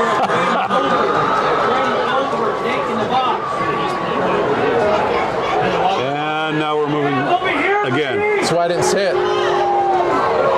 Okay.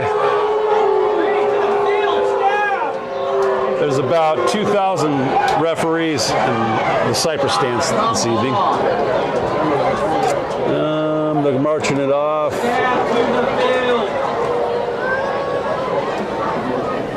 And they have put the ball down on the 46 of Cypress. If it stays there, I'm not sure. Looks like they're about to get play going, so it is at the 46 of Cypress after all of that. And we have another whistle. Another flag.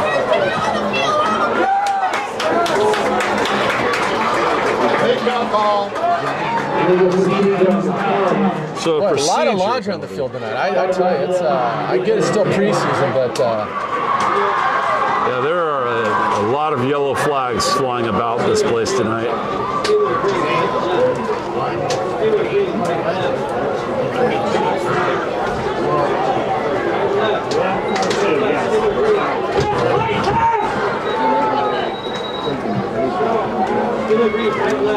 So, San Juan Hills, 1st and 15 at the 49-yard line.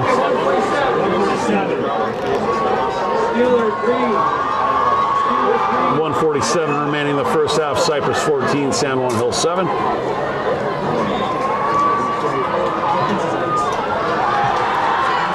Butter Tollefson to take the snap. Wants to throw, drops back, scrambles, bottled up. It's going to be brought down. I'll tell you what, again, that was another sack, but he's going to get positive yards, so what should be a sack is actually turned into a positive gain. So he did a good job of stepping up and Stayed on his feet. Yep. Peyton Johnson had him wrapped up and couldn't quite bring him down, so he was able to pick up a couple yards.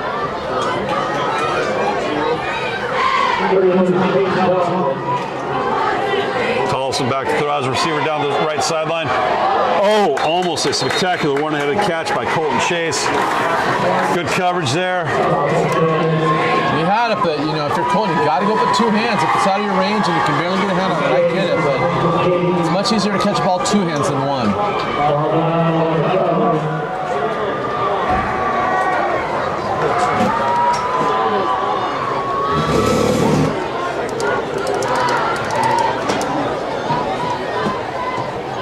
Going to bring up third down, about 15 from the 49 of San Juan Hills. Tollefson back to throw, surveys the field, looks deep down the seam. Good coverage there by Jesse Molden on Colton Chase. Fourth down, Stallions, great defensive stand there by the Centurions coach. Yeah, no, they needed to get a stop there because you kind of feel like some of the momentum slipping away. Even though I feel like Cypress has been the better team tonight, San Juan Hills is hanging around, and they're basically one big play away from tying this ball game up. So good stop for Cypress. Now the question is, there's a 1:05 to go in the half. Does Feldy get aggressive and try to get a score before half? I'm going to say right now, 1:05 is more than enough time for Coach Feldman. I agree. Well, Cypress does not have a return man. It looks like they're just going to play the fake or try to block it. Nate Schneider would be the deepest guy, and nobody back, as you said, and San Juan Hills gets it away. See what kind of bounce it takes. A San Juan Hills bounce. Ooh, that is fortuitous. Down to about the 3. Okay, now there's 59 seconds left, and you're on the 1 yard line. Oof. Do we get in jumbo and just clock it? Yeah. I mean, you take one shot down the field with Houston, maybe to Morrell, take one shot. It really just depends on how many timeouts they have left. The scoreboard says 3. I know they've burned one for sure, possibly 2. Yeah. So, yeah, if they don't have any timeouts left, you can throw one deep one and then just clock it. Ball gets spotted at 2, so 1st and 10. Remember, if you go 3 and out with 3 incompletes, now you're punting from your end zone, and that changes things quite a bit. So,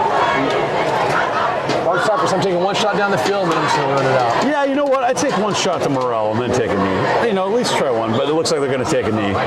They're just going to get out of here. Take the lead into half.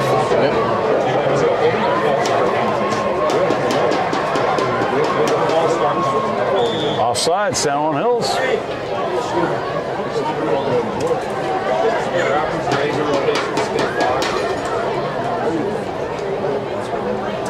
I never understood. Running. What's that? I never understood that stat either. How the quarterback gets charged for a rush when they take a knee. I know. It looks like San Juan maybe called timeout. Yeah, San Juan Hills took a timeout with 44 seconds left in the half. All Cypress has to do is take 2 knees, and there's nothing they can do to stop it. They being San Juan Hills. So. Well, like we were saying a couple minutes ago, you may as well use them. Can't take them with you. Right. I mean, better safe than sorry. I think San Juan Hills is just erring on the side of caution, just in case. They've obviously watched a lot of film on Coach Feldman's offense and played him last year, so they're familiar with him.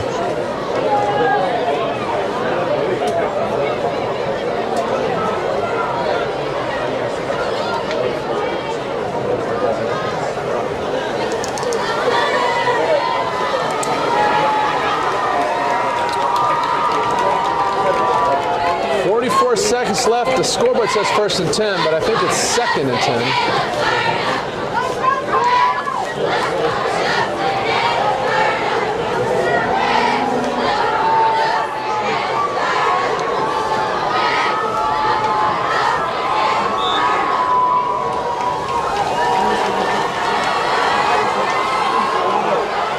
What in the wow? Well, now we know why San Juan Hills called timeout, because they basically are attacking the A gap. Yeah. Looked like they might have caused a fumble or had a stop in behind the line of scrimmage, but Cypress was able to recover.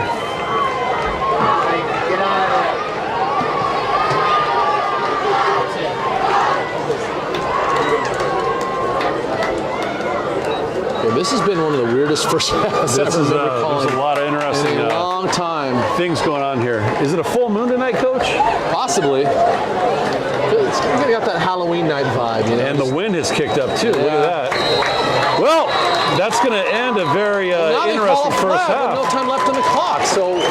Well, Cypress is leaving the field. They might have gotten the coach for unsportsmanlike on the far side. It's zeros on the clock, but there's a flag on the field.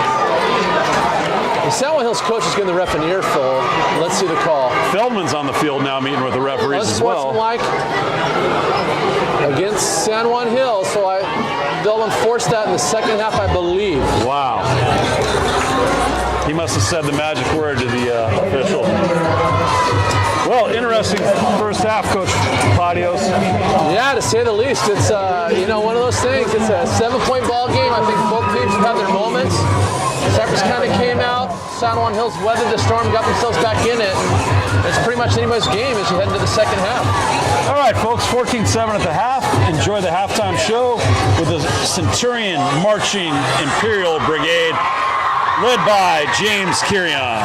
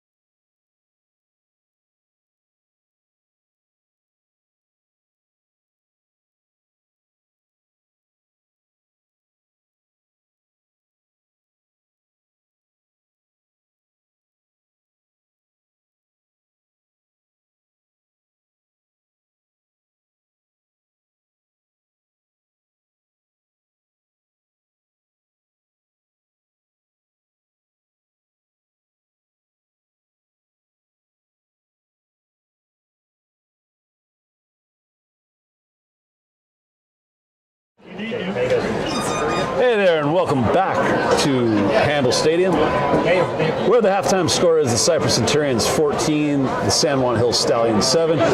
What are your key takeaways from the first half there, Coach Patios? You know, I think it was a half of momentum for both teams. Cypress came out, guns blazing, took a 14-0 lead, got a big interception. It looked like they were going to break the game wide open. Official thought that there was pass interference. As a result, San Juan Hills got the ball back, scored a touchdown, and then a game that could have been 21-0 was all of a sudden 14-7. I thought San Juan Hills had a couple opportunities there in the second quarter to tie the ball game up, but Cypress's defense stepped up. They were also aided by some penalties that went against San Juan Hills. So, you know, both teams have had their opportunities to make plays. I think they've done some good things, and there's been some, you know, not so good things. So it's one of those halves. It's a 7-point ball game, and so whoever can control themselves and get control of the second half should win this ball game. Should be interesting to see the adjustments that both teams have made at halftime. Yeah, I mean, you know, that's part of the game is you game plan all week under the assumption of what you think they're going to do and what you want to do. And then at halftime, you got to make the adjustments based on are they playing the way we wanted them to? Do we need to change some things up? So, you know, again, both teams had their moments. I don't know if it's so much a schematic problem as more it is some interesting calls that have gone against both teams and just execution more than anything else. Coach Feldman is already down there near the referees. Looks like might actually be Matthew Doyle, Coach Matthew Doyle, talking to the referees. Well, I think they want clarification. Cypress got a kind of a weird penalty about a false catch signaling, you know, and you're supposed to wave it over your head if it's at a 45-degree angle or 90. You can get flagged for that. So, again, it happened so fast. That's one of those things you have to watch the film the next day to kind of see if it was, in fact, the right call. And maybe it was. And look who's consulting Coach Feldman right now. That is Coach Rick Penn.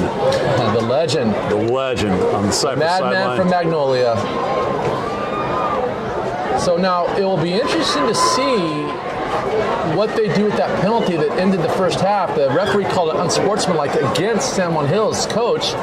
Are they going to enforce that in the second half, or did Cypress decline it because on the one they didn't want to run another play and let it go? I'm sure Coach Feldman reminded them about that. So we get ready for second half action here. Hey, before we get going, I want to remind all of you, if you need anything screen printed or t-shirts made, see my friend Pilo Brown Industries and Paul Lopez, located at 6895 Oslo Circle, Unit F in Buena Park. You can reach him at 714-369-4273. Any type of screen printing you need done, posters, advertisements, sweatshirts, t-shirts, team gear, uniforms, whatever you may need, give my friend Paul Lopez a call. Pilo Brown Industries, 714-369-4273. Is that the Lopez we know?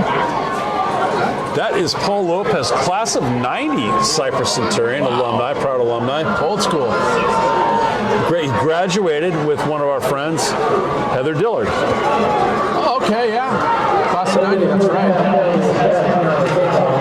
So last night, we had an open house at Lexington. I had my first ever parent who was a former student. Wow. She comes in, introduces us. I remembered her, and I've got her kid now. And I'm like, dang, I'm getting old. Wow. I had mixed emotions on that one. Hey, what is it they say, Coach? 50's the new 30, right? I guess so. So Cypress on to kick off to San Juan Hills. Opening up the second half here.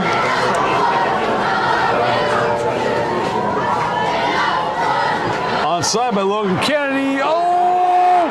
Ball switched around. Looks like Cypress may have it. San Juan Hills is pointing vehemently though, but the referees are signaling Cypress football. What did I say before half? Coach Feldman is not afraid to bring surprises on special teams. Remember, they got that penalty at the end of half, which allowed them to kick off from the 50. So even if they recover the squib, you're going to have pretty good field position. So it's a great call considering where they were as far as field position goes. So great job by Cypress staying aggressive on special teams. And just like that, they got the ball on the 24-yard line going in. Special teams coordinator Terry Thompson has to be ecstatic right now about that performance by his unit out there. Well done, Centurions. Don't think San Juan Hills was quite expecting that. So why not go for it there and work? If you watch film of Cypress, every game they're good for a fake this, fake that, and some sort of trickeration. Absolutely, but give Cypress credit. They executed it, whether they expect it or not is irrelevant. They got it.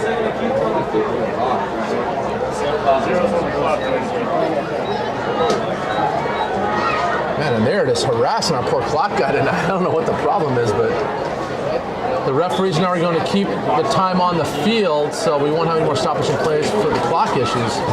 No time on the clock. Houston to throw. Oh, a little wide.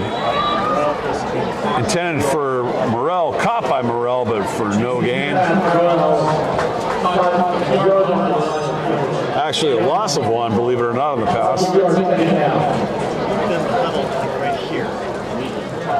Going to bring up second down and 11 for Cypress.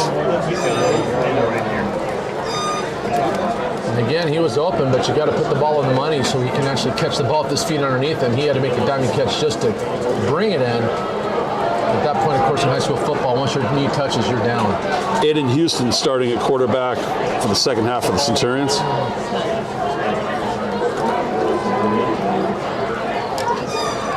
Houston drops back, looking to throw, being chased. Is corralled and brought down. Great effort there by Weston Port of San Juan Hills. 6'2", 225 sophomore for the Stallions. Port is their best player on defense. Again, like you said, he's only a sophomore. Had 100 tackles last year, 12 sacks. And what's crazy is he's only a sophomore.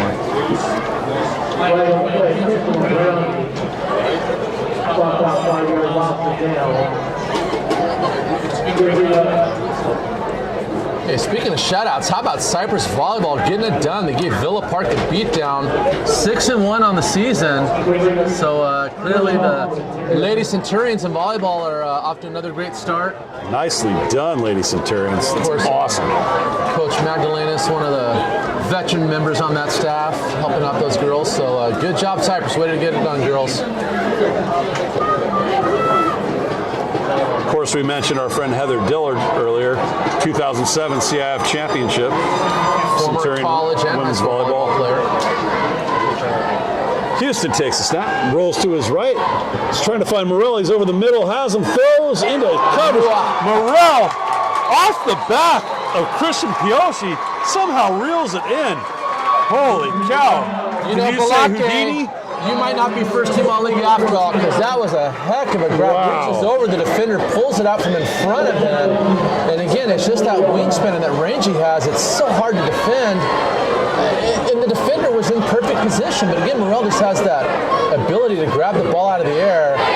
Give him a lot of credit. And, now it's a very makeable fourth down. Matthew Morrell doing his best Houdini impersonation there. Or should I say, more modern terms, David Blaine. Amazing. Whatever you want to call it. Good job.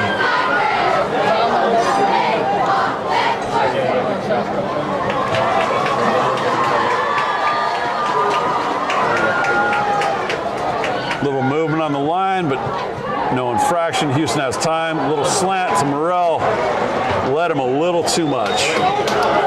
And I'll tell you what, give San Juan Hills defense credit. That was a huge stop. Turnover on downs. Came out, got the onside, got a couple first downs, and I'll tell you what, going up 14 in the second half feels like a lot more than 14 when you're on the trailing end of that. So they did a good job, got the ball back to their offense. So now the question is, can that San Juan Hills offense get a score and tie this ball game up? San Juan Hills did a great job of holding their ground there. So again, a game of momentum tonight. And both these teams have had their moments. They've had the momentum.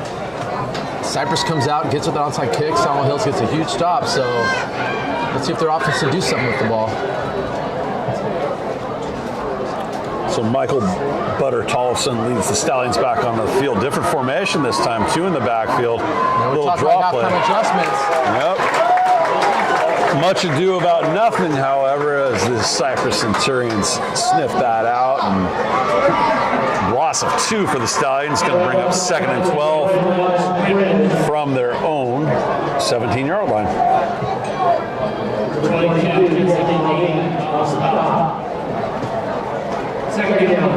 Tossing back to throw. Scrambles, sprints to his right. Has some room. He's tripped up. Boy, what an effort by... Nice play there. Is that Nate Schneider? Yeah, it looks like Nate Schneider did a good job getting off the block, and it looked Tripped like him up. quarterback had a full head of steam. Was off to the races, but like you said, Nate Schneider got that block and did just enough to bring him down. Nate Schneider is a member of the Brito family. You know that?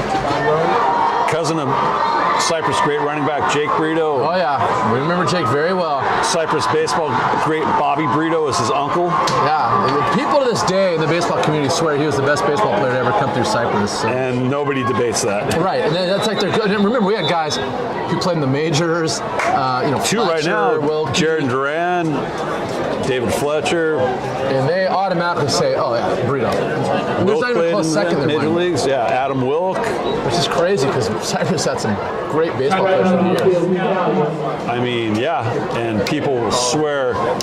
It's funny because Coach Feldman grew up in Cypress. Here's a great Bobby Brito story. The Pony Field in Oak Knoll Park behind Cypress High School. They say when Bobby Brito was 12, the fence is 200 feet. Well, he used to hit it into the apartments across the street. Wow. Like they say, put it on the roof of the apartments across the street. Right. Like Casa Grande or whatever those apartments are over there. Yeah, right. So that's like a 12-year-old hitting the ball 300 plus feet.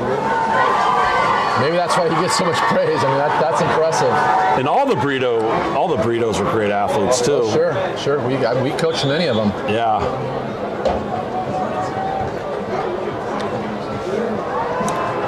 Tollefson back to throw. Scrambles around. And has his receiver open. It's going to be good enough for first down. Out to the 30-yard line of San Juan Hills. So nice job of Tollefson getting outside the pocket, finding the open man, in and out route on the run. That's good accuracy, and that's a good ball. That's too bad for Cypress because that was 3rd and 11. Ooh, read option. Looks like he kept himself, and he falls forward and he's going to get 4 or 5 yards in that. That's not a bad little play He's there. a fighter. You can see he's got that little grit, that little moxie. Cypress had a couple opportunities to get him down the backfield, and in every situation that's happened, he's kept his feet going and turned what should have been a sack into a positive gain. 2nd and 6 for the Stallions from their own 34-yard line. Jesse Malden's hobbling off the field. Hope he's okay. Little out route, quick hitter to Colton Chase. Going to move the ball a little more forward. Still going to be short of a first down. Going to bring up about 3rd and 4. And 3rd down for the Cypress defense. Can they get a stop? 29 is the corner.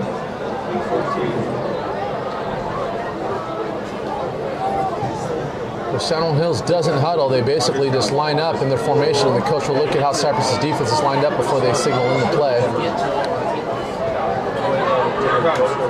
Here it comes. 2-by-2 formation. Tollefson throws a little slant. It's picked off!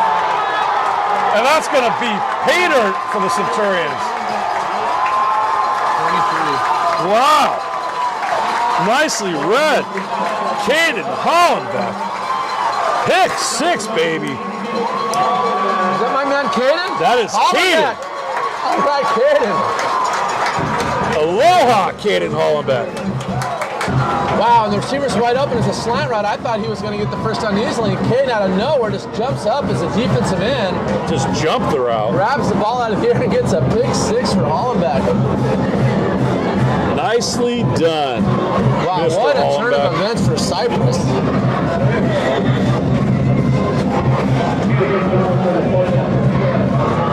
Logan Kennedy on for the PAT for the Centurions.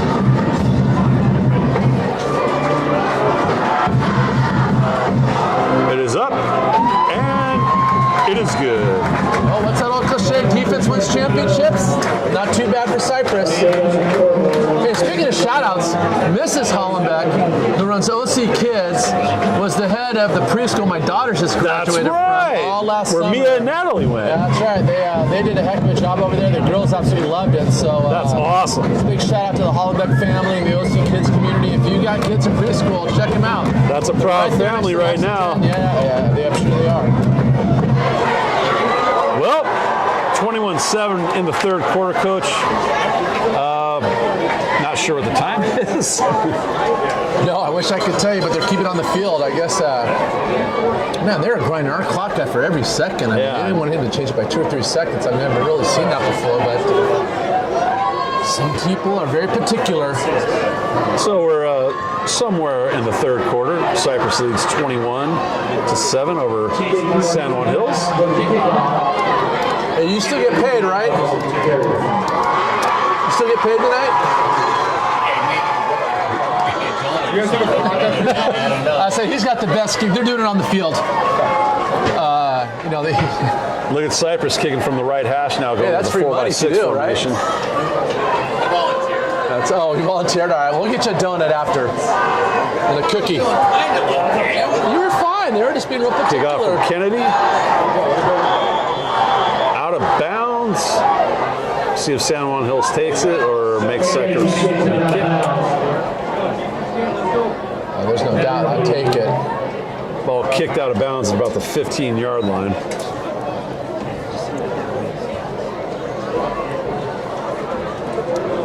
Boy, now if you're San Juan Hills, you almost have to answer at this point. You're down 14, and you don't want to punt the ball away. Yeah. A lot of that Cypress just pick and weave their way down the field. So, you know, there's a lot of football left, but you know, you got to get something going here. You don't want to give the ball back to the Cypress offense.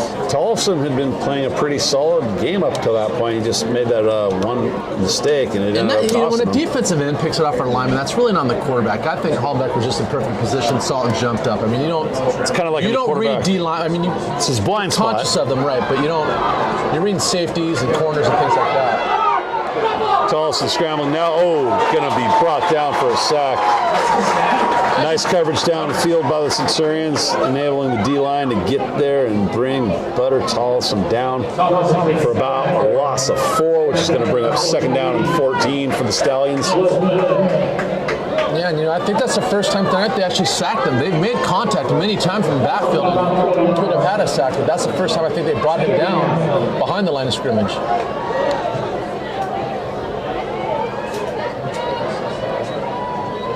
San Juan Hills to the left hash mark. Cypress sideline. They're in a 2x2 formation. Sorry, empty formation. There's that little screen again. Out to number 11. That's Jack Shigo with the reception. Picks up a couple.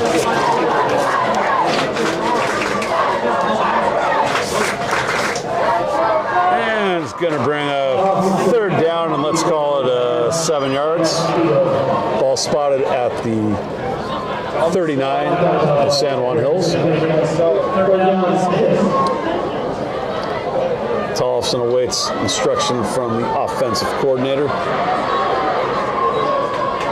Back to the 2x2 formation, single back in the backfield. Screen.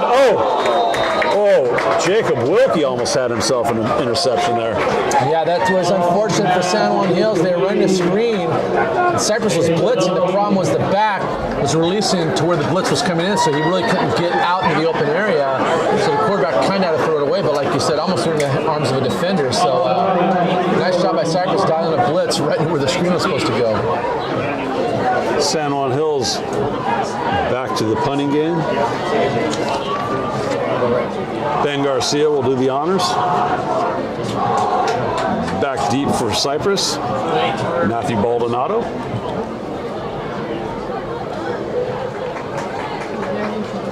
High snap. Fielded. Oh, short punt. Going to roll out of bounds. Looks like right about the 40 or 41 of Cypress. Going to be good field position.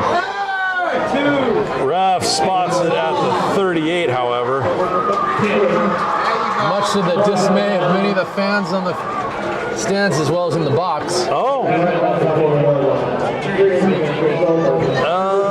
Actually, they amended it. It's going to be spotted at the 40. Nicely done. They fixed it. So we're still in the third quarter. You start trying to milk that clock. There's a lot of time left. You don't want to just hang on to the lead. Do you stay aggressive, or do you just pretty much stick to the game plan and not really worry about the score?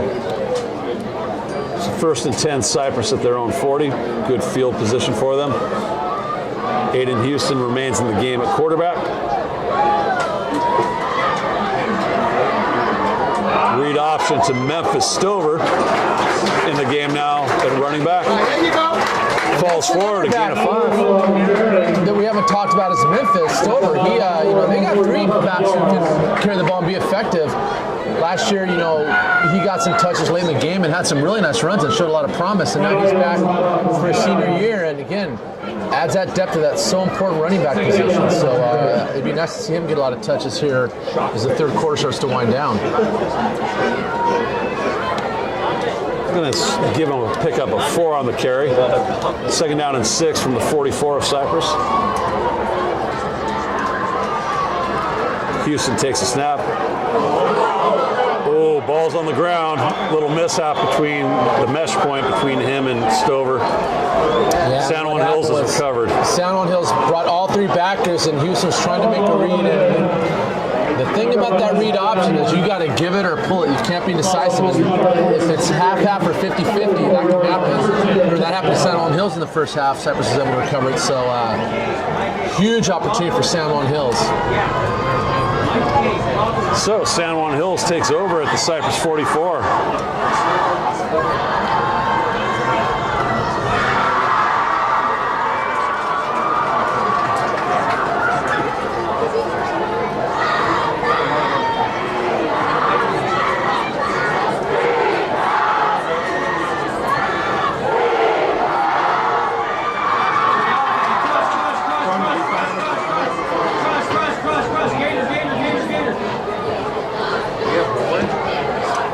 Motion, little handoff, trying to catch Centurions asleep, but it doesn't work.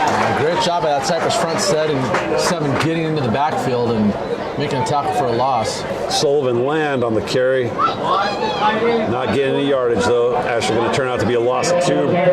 Bring up 2nd and 12 for San Juan Hills at the 44-yard line. Or, excuse me, 46 of Cypress. 3-by-1 formation for the Stallions. Tolson takes, he's looking at the left sideline. Has his receiver. Breaks a tackle, he's into some open space, running free. And that's going to be a nice little gain there for Jack Shigo. The thing is on defense, you cannot tackle with your arms. You've got to wrap up and bring that defender down. And I don't know if it's a fatigue thing or what, but Cypress defender really didn't use good technique on that last play in terms of wrapping up and bringing down the ball carrier. Now it looks like we're starting to see some cramping. Ball spot at the 22, so that's going to be good for a gain of 24 for the Stallions.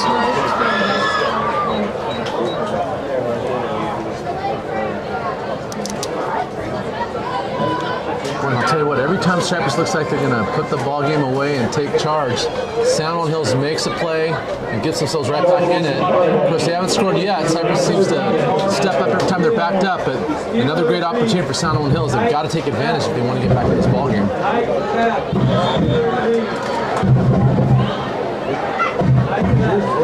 Again with the 2-by-2 formation, single back pistol formation for San Juan Hills. Tolson takes a high snap, fields it. Nicely caught. A little slant route. Caught again by Jack Shigo. I've noticed Tolson's kind of rotated his receivers this evening. Well, they have depth in that position, so I mean, you don't have to go to the same guy time after time. And they're going after Briggs early in the game, but since then he's really done a good job distributing the ball and getting to the hands of all his players. Again to Shigo. Good for a pickup of about 4 to give a first down for the Stallions. Yeah, he started off going to Marquise and then to Chase, and now he's relying on Shigo. I tell you, I think one of the adjustments they made in half is they're really getting aggressive with those slant routes, and they've been throwing this all second half. 1st and goal to go for the Stallions from the Cypress 9. Oh, almost intercepted. They went for a slant again, but this time Cypress read it and almost had a pick, but Bobby Castillo on the coverage there. With those routes.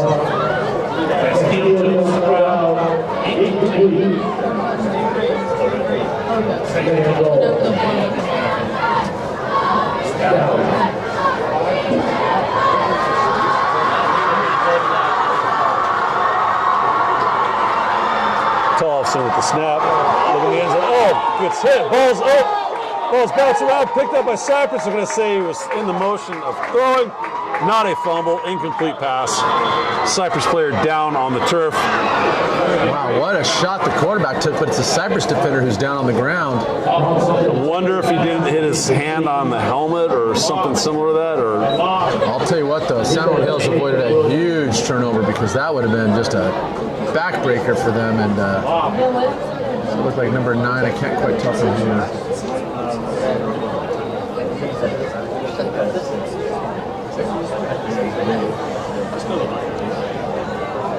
see who's down momentarily. Good thing is he's moving. I mean, that's, you know. We have our outstanding trainer, Marcy, on the field helping out right now. Marcy's last name. Yeah, it's on the name. Looks like it's a good question.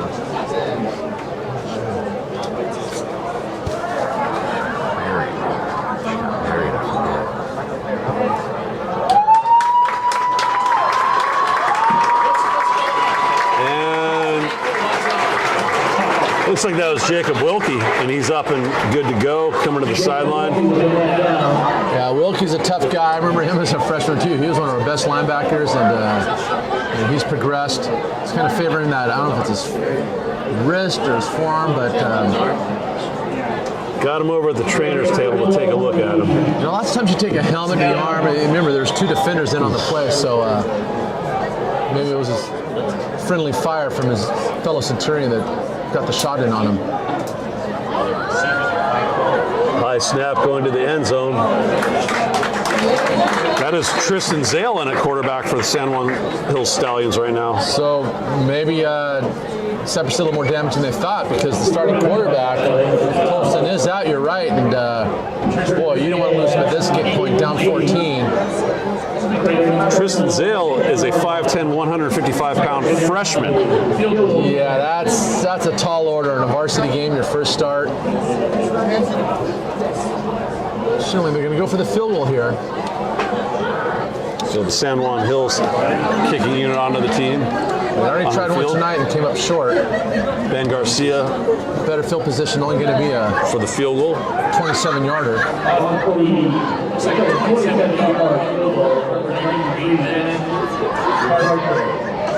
Kicking from the right hash, no wind. Looks like he put it through. So San Juan Hills turns the turnover into some points there, Coach. Yeah, you know, at this point, 3 is nice to get you back in. They're still need 2 touchdowns, so you know, if you're Cypress, you kind of dodged the bullet a little bit there. But again, that offense has got to get something going. You want to get a touchdown here because if they can go up, you know, 18 with the starting quarterback potentially out, at that point you can take a deep breath. You can take a sigh of relief. So yeah, not that much time. let's see what happens here with the Cypress offense. We still got a whole quarter. How's that? 12 minutes. So 21-10 now the score, Cypress leading. And I'll tell you what, they've been huddling with their kickoff team for quite a while. So if I'm Cypress, I've got I don't necessarily have my hands team out there, but I'm very conscious of some kind of onside squib kick because this would be a great time for San Juan Hills to try to get that ball back and keep the momentum going in their favor. Hey, you know, I talked to you down on the field before the game. Chief Mark Lauterbach of the Cypress Police Department. Nice. It's been a while. How's he doing? Great, and I can't tell you how great a job the Cypress Police Department does. We have our school resource officer also, Officer Angus Yu, and the Cypress PD is just amazing, all the great work they do in the community and how they keep us all safe, and we just like to thank them for all the great work they do. No doubt about it. Kick up by San Juan Hills, little squib kick. It's going to be fielded by Baldonado. Be able to get That's a nice job covering that kick. They tackled inside the 15-yard line, so give San Juan Hills credit, sprinting down there and making the play. After their defense continue to make big plays and get that ball back for their offense. And we'd also like to thank the Cypress High School Athletic Booster Club for all the support they provide all the student athletes at Cypress High School, as well as all the coaches. Thank you for your diligence and commitment to Cypress High School Athletics, the Cypress High School Athletic Booster Club.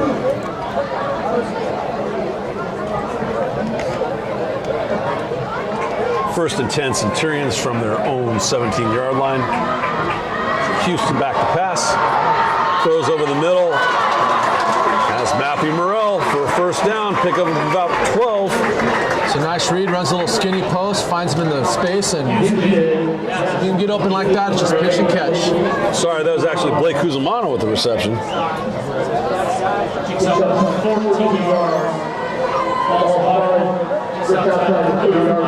Was that Balake that got it? That was him. My man, Balake. First and 10 from the 31.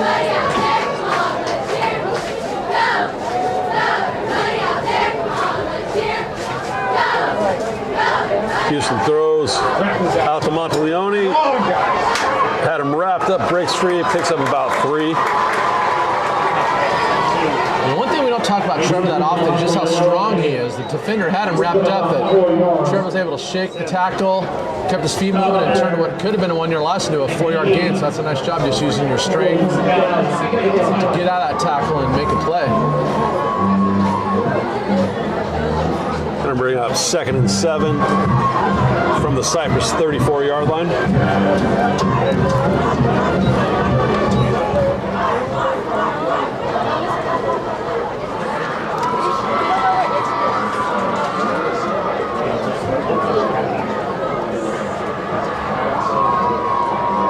2-by-2 set again for the Centurions. Houston throw to Matthew Morrell, who gets outside, trying to get around the corner. Reaches around. He's going to have enough for another Centurion first down. Nicely done, Matthew Morrell. That's a nice job by Trevor Monteleone getting a block on the edge, a line route to get outside and pick up that important first down. He's going to move the change and wind that clock and try to... Matthew Morrell is one of those football players. He likes contact.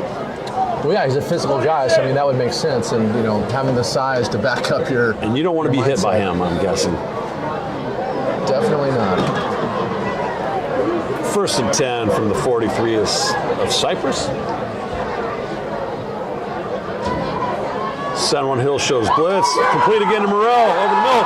He's got room. Morrell's going to go the distance. 57 yards, touchdown, Matthew Morrell.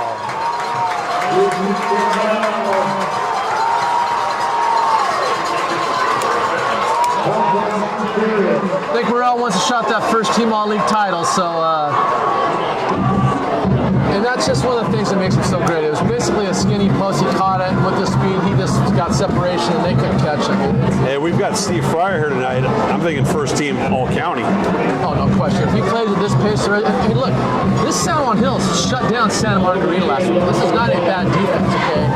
When you look at Field Hill, that's a solid team. I mean, Cypress is putting up points and making big plays against quality county teams. So if they can continue to do this against the level of competition, you're right. I don't see why he wouldn't be all county.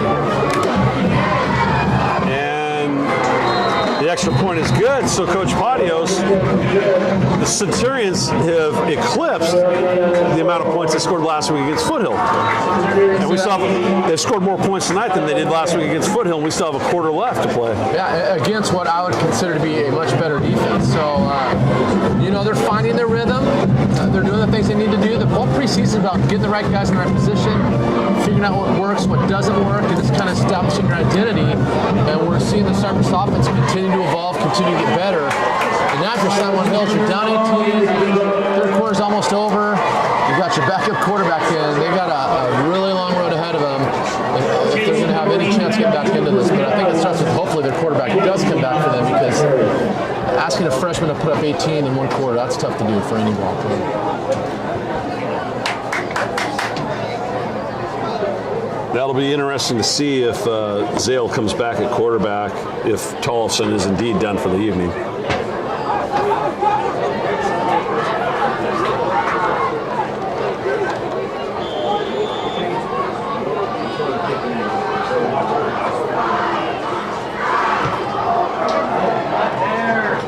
Kickoff from the 5-yard line, going to be returned by San Juan Hills. Little seam there.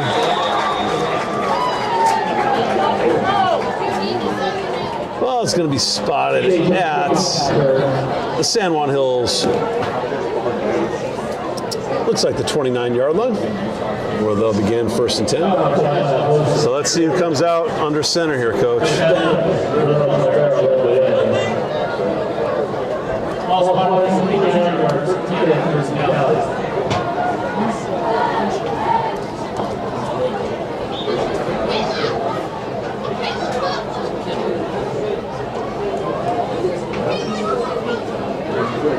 It was too quick.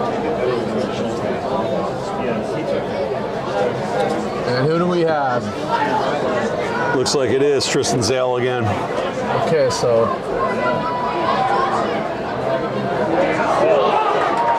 Well defended by the Centurions there. Almost as if they knew that was coming. He tried to get something going to Briggs Marquise, but the Centurions were having none of it. well, it's a safe route, and you got to remember, when you got a freshman quarterback, you're not going to ask him to make a lot of reads deep down the field. So I figure Cypress senses that, and they're going to get a little more aggressive and challenge him up front and force him to throw the deep ball. And again, when you're a freshman, that's definitely not something that's in your comfort zone. We don't even know his range because usually freshmen aren't that developed physically anyway. So I mean, there's a lot of things working against the freshman quarterback that Cypress can take advantage of. 2nd down and 10 for the Stallions. Zale back to throw, scrambles to his left. Boy, that sure looks like a penalty to me. Yeah, just kind of Reaching for his flag, does he call it? threw it out of bounds. And there we go.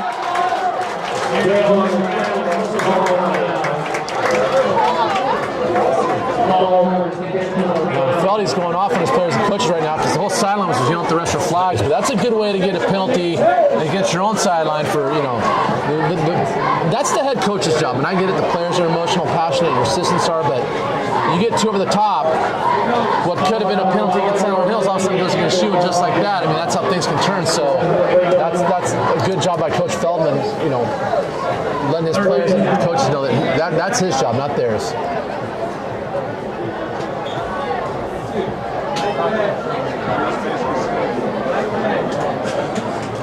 3-by-1 formation for the Stallions. Zale, high snap, able to field it, throws out. Oh, well defended.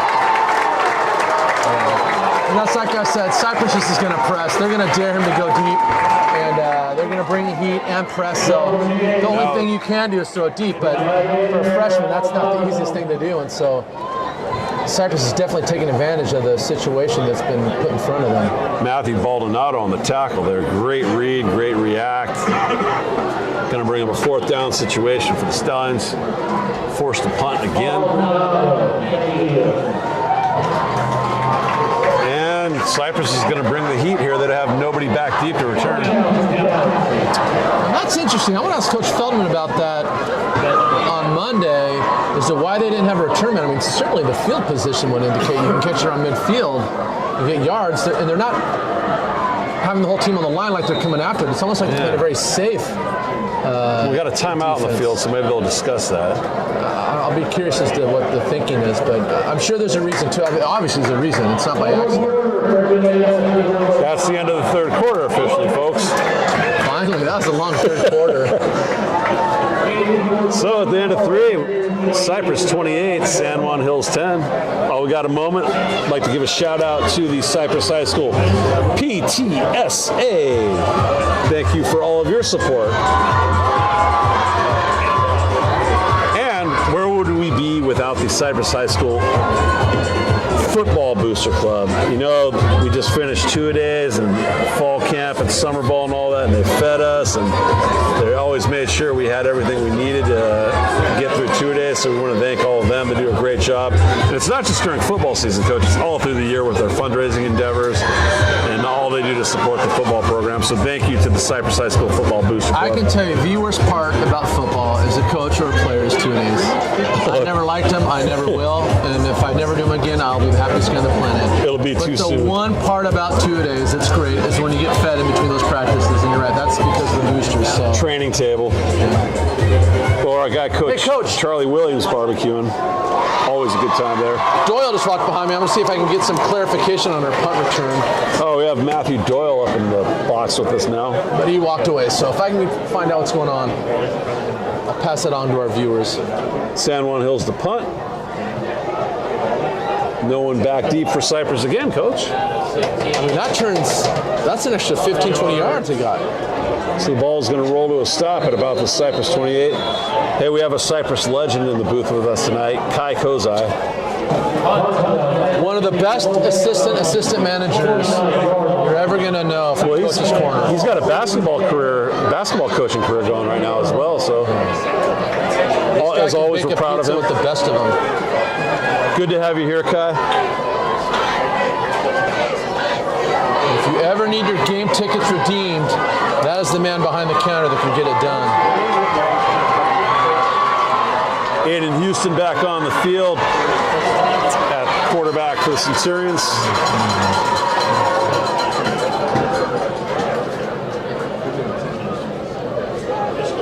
By the way, good crowd tonight. Yeah, Thursday night, too. It's a Thursday night, and the benches are filled. At least on the Cypress side. Morrell with the ball again. Monteleone tried to make a block happen. Did a pretty good job, but just looked like a 3-on-2 battle there. Just too many Stallions at the end of the day. Well, we're in the fourth quarter. You're up 18. I think your pass is going to be safe, high completion percentage type routes. Run the ball and just try to milk that clock and try to hang on for that W and move on.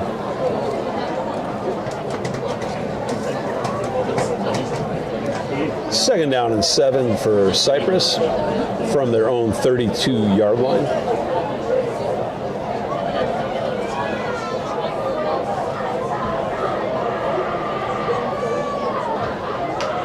Houston with the snap.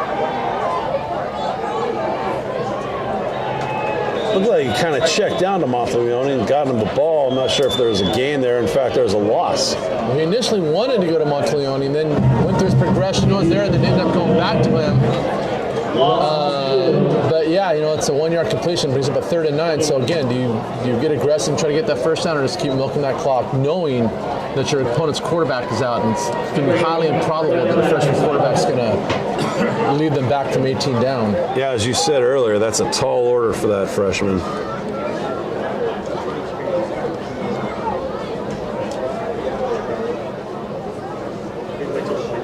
So 3rd down and 9 for the Centurions from their own 30-yard line.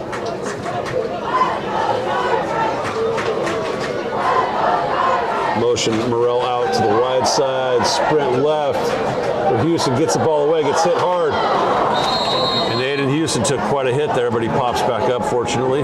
He's going to bring up a 4th down situation. The one thing is, every time Cypress gets in that 3-by-1 formation, San Juan Hills is anticipating the sprint out, so they're widening that defensive end, really making it hard for Houston to get outside of the edge. And even though he's got track speed, it's also about angles and positioning, and it's really hard to get around the defender who's 5 yards outside of you already.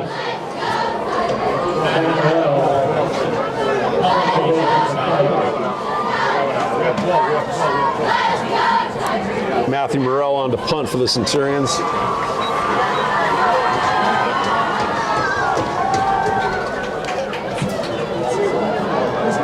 Back deep for San Juan Hills.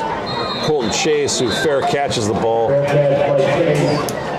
also got a little foot on him. That was, I lost my place on the field, but he put some distance on that. Spotted at the 34 of San Juan Hills. Yeah, Matthew Morrell pretty much, there's nothing he can't do. I mean, he's got a lot of attributes, no doubt about it. You know what the rumor is, too? A great football player, throws 94 miles an hour in baseball. The rumor is, though, he is unbelievable in volleyball. Oh, really? Yeah. Well, he's got the frame for it. I'm not Just surprised. jump out of the gym, hit the ball with tenacity. Volleyball players make some of the best receivers, so I'm not surprised that you say that. Tristan Zale. Oh, is that ball behind the line of scrimmage? No, blown whistle. They're going to rule that an incomplete pass and not a fumble. And again, they're trying to protect the quarterback by doing these short underneath routes, but They don't have time on their side because right now, not only are they battling the scoreboard, they're battling the clock as well. So So have to start taking. Yeah, no kidding, man. Open house last night. I might be showing a movie tomorrow. I'm exhausted. No, guys, we're doing math. Don't worry. Pump fake by Zale there, going downfield, overthrows his receiver. Off by about 5 yards, but that is the play. I mean, if Cypress is going to send bodies and pressure you, got to take your shots downfield.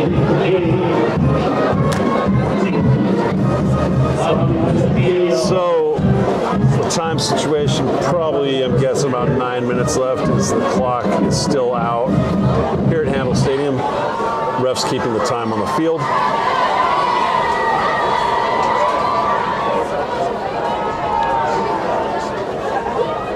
Pass over the middle. Oh!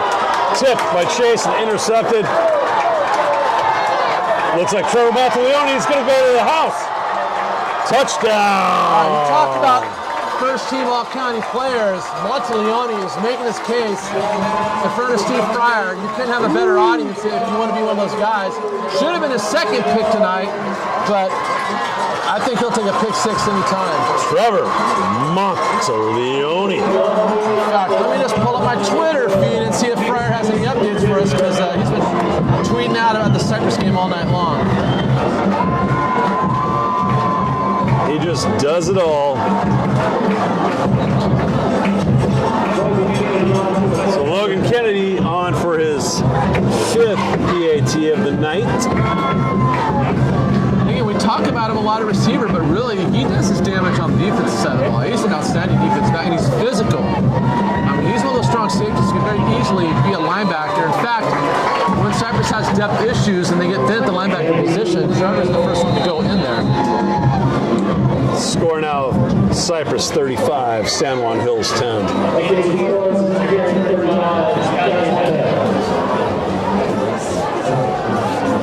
Well, I know there's still, 8 or so minutes left in the game, but I've got to imagine. I know he never rests until there's all zeros on the board, the game's over. But Coach Feldman's got to be an internal smile right now, if you will. 100%. I mean, they're in great shape. They're not going to win this game. It would take a miracle, to say the least. And, I would go a couple more series and then start getting some guys out. But at this point, you pretty much got the W secured. Maybe go back to Lemonnier. Healthy. I was thinking that too. I mean, he had one bag interception. The other one, you don't want two throws to dictate your whole season. Right? No. I mean, I still look. Ed has definitely stepped up and established himself as the guy. I mean, Jake is a really good quarterback. And, the way you get better is by getting your reps. And he's not a liability. It's not like you're putting your obvious backup. It's a 1A and 1B type situation. So let him get some reps. There's a lot less pressure on him now. Get some more confidence, and this would be a good time to do that. But that's ultimately Coach Feldman's, decision, not ours. But the thinking of it is sound. Technically, you have two other guys that could play quarterback if you really wanted to. Matthew Morrell and Blake Cusimano. Hey, Blake was 10-0 as a freshman. Yeah. In fact, exactly what 10-0 team I think I've coached, it was Blake. So, he'll always have the record for most wins as a freshman because they don't play bowl games. Yep. And I don't see him expanding that season anytime soon. So, you're right. He could play an emergency. Morrell, certainly. He's done it last year. Had some key wins at the quarterback position. So, yeah. If there's a position where Cypress is deep, it's quarterback. They can go 4 deep and be okay. Kickoff by Kennedy. Looks like it's fielded by Marquise, and he's going to bring the ball out to.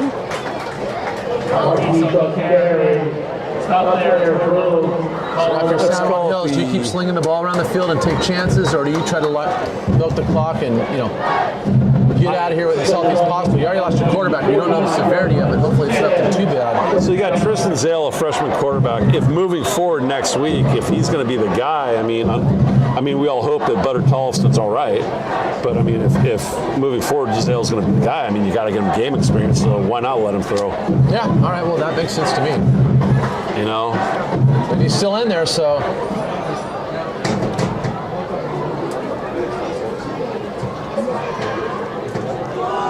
Man, have him hand off, and he's bottled up. Ooh, this is going to be a loss.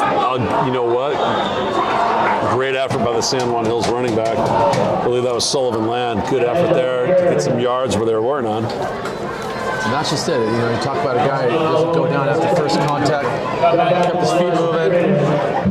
Again, I feel like I've been saying this all night, but once again, Cypress had a loss in the backfield that San Juan Hills was able to turn to a positive game just because of second effort and just will. 3-by-1 formation. The freshman Zale takes a snap, throws, ball's tipped, could be picked again. Actually caught by San Juan Hills. The good thing is he caught it in bounds before the first down, so that clock will continue to run. Actually going to turn into a gain of 3 yards for the Stallions. Bring up 3rd and 6.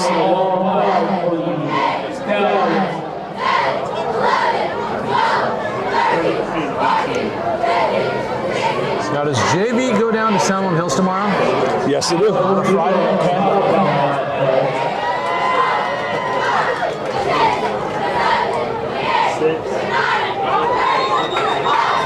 And, you know, nice conservative play call there, but Cypress is there to stop. We're going to bring up 4th down. San Juan Hills punts again. And if they punt this away, they're basically throwing up the flag, and then at that point, you know, Cypress can make the decision to start getting some of the backups in.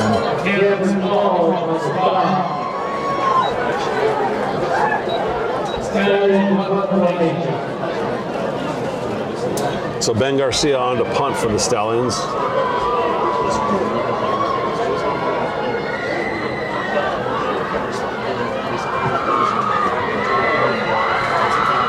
Again, nobody deep for the Centurions.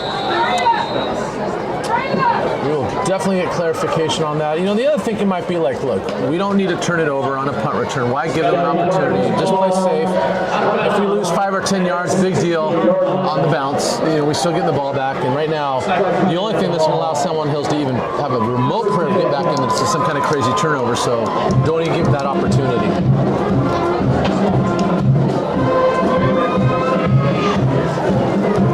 Special thanks to the Cypress High School coaching staff as usual. Great job that all of you gentlemen do. And shout out to the Cypress High School administration.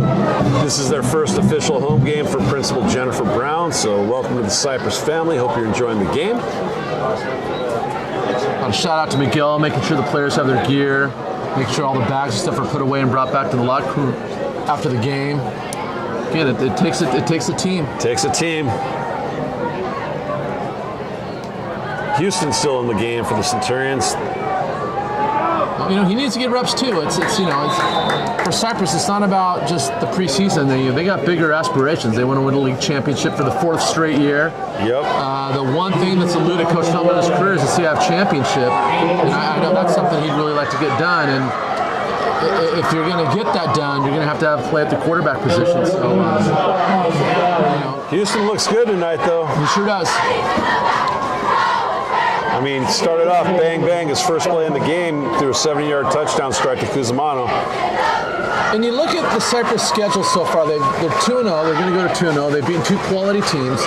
You've got to think they're going to be heavy favorites against Western and Catella. So there's going to be a lot of opportunities for these other guys to get some reps and get their touches before they end in the preseason against Capo at home. Memphis Stover with a carry, runs a little draw play to the right-hand side. He's going to pick up some yardage there. Well, Memphis runs hard. I love him. He seems like he's one of those guys that's just itching to get in. And when he gets the ball, he acts like it. He's just got a certain moxie about him. I like watching him play. I like how he runs with the ball. He's just a good, solid football player. You know, the 2 carries he's had tonight, he's gotten 4 yards each. I mean, if you get 4 yards per carry, you never have to punt. You never have to punt. You'll end up in the end zone eventually. 3rd down and 3 for Cypress, leading 35-10 here in the 4th quarter.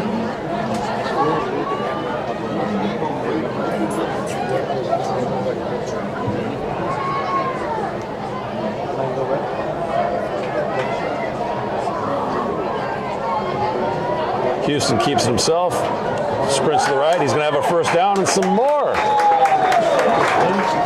A little tray cue there. They're going to fake the counter tray. Quarterback pulls and keeps it and finds the gap and hits it. Picks up the Centurion first down.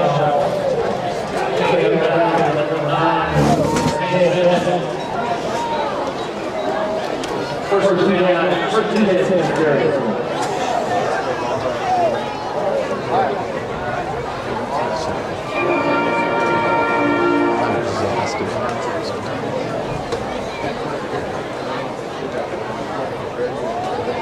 Houston gets his play call from Coach Feldman. So Steve, Trevor, Matt got a shot at some county recognition maybe? Looking okay? Monteleone and Morel? Yeah, I saw that. Yeah, yep. All right, Matt, we're trying to get you some love here, talking to Street Fire and the OC Register. Hey, look at that, Memphis Stover, first down. There's my man running hard. I love it. Keep it going, Memphis. So that's going to be a gain of 8 or 9 for Memphis. More importantly, it moves the chains and it keeps that clock running. It'll be first down, Cypress from their own 42.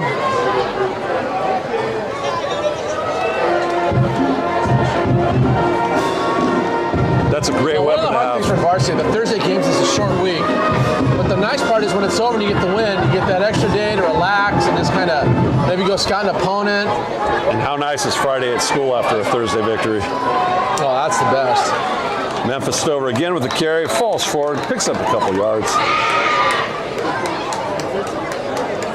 And the nice thing about having depth at the running back position is you don't have to keep feeding your guys play after play. Remember a couple years ago when Cypress made the championship game, by the time they got there, Hurtado was just a shell of himself because he just took so much damage, but he was clearly the number one guy.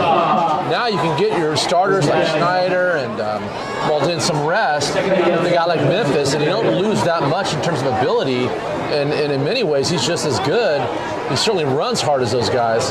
And you still got Nate Schneider as an option as well. Right, so I mean, they've got a lot of horses in that stable at the running back position. So that's going to help them going forward as the season progresses.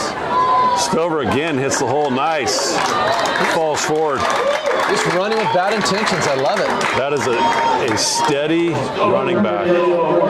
He's low to the ground, he's got that good center of gravity. And guys, backs like that who run hard and are kind of short are tough because it's hard to get leverage on them.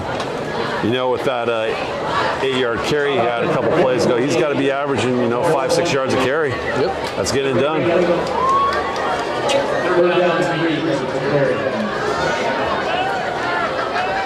Cypress again, reduced formation, Stover in the backfield. 2 receivers, a tight end, running back. Houston gives him the ball. Looks like Memphis going to have another. Puts his head down and just trucks the defender. Running with some bad intentions there. Memphis Stover doing a great job for the Centurions. That was Levi Kreider, their senior inside linebacker, one of the few seniors on that team. We only have 3, one at defensive back, one at linebacker, one on the D-line. So nice job by Memphis, just continuing to bring it.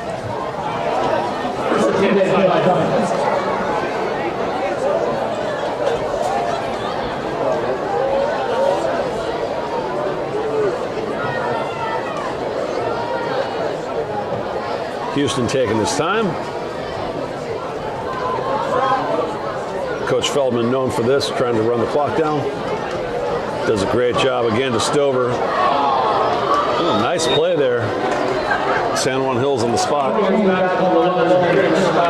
Jake Jaworski, the junior linebacker, still playing hard. He's wearing my favorite linebacker number ever, 44. 44. There's something about that number in linebackers. Oh, yeah. You better be good if you're going to wear that. Of course, Bosworth back in the day made it famous, but there's been a lot of good 44s.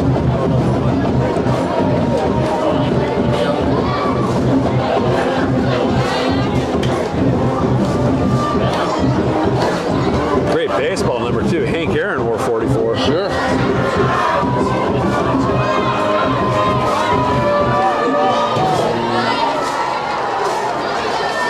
High snap. Houston fields it. Stover ducks down, drops the shoulder, falls forward. Gets a little gain there. Going to bring a 3rd down for the Centurions. Cypress doing a great job of just milking the clock right here. That's all you got to do. You got the win. Just want to get out here at this point injury-free and start getting ready for Western, I believe, right? Is it Western or Catella they got? Let's take a look here. Pioneers. We will next be week, at right? Western next week. Yep. So we'll be back here just on the opposite sideline. Of course, even though we're home at our stadium, Western actually is going to have a podcast, I believe. They do, yeah. The Pioneers are going to have a podcast. We'll try to get that out to you. So if you can't make the game, you can certainly watch it on the internet. We're not back on till Capo, which is September 23rd. Of course, Western coached by our old buddy Danny Davidson. Yep. You know, we coached Former his Centurion. kids. Yeah. A little toss to Stover this time. Going to ring up 4th down. Centurion's probably going for it here just to take some more time off the clock. You're going to be looking at about 4th down and 6.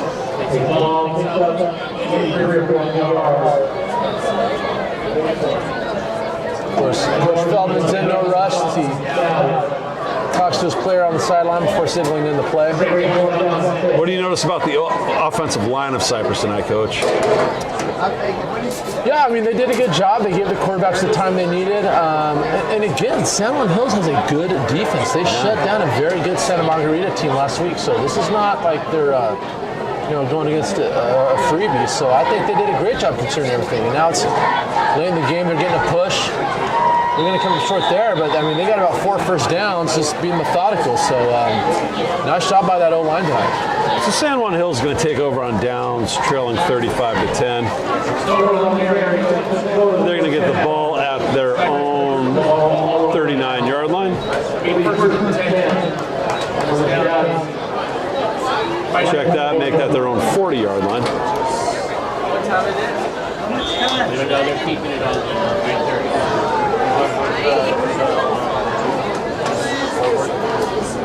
Give a good write-up there. Give a good Cypress a good write-up.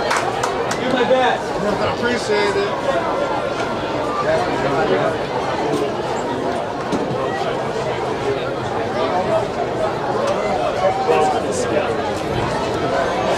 So Tristan Zale back on the quarterback for the Stallions. High snap, takes it. A little inside draw play.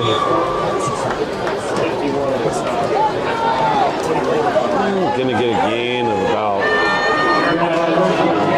1.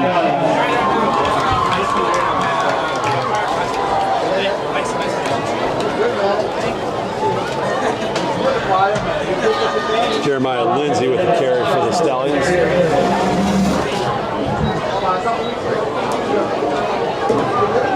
Lindsay lines up in the backfield again, behind Zale. High snap over Zale's head. He's got to chase it. Centurions get there. Centurions got the fumble. Cypress football.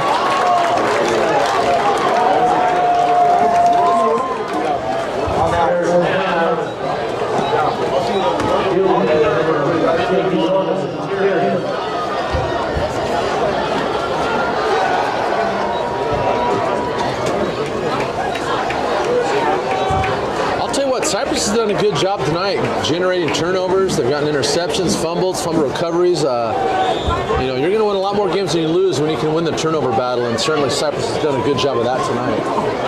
So they're going to take over at the San Juan Hills 27. Cypress looking to obviously just run the clock out here.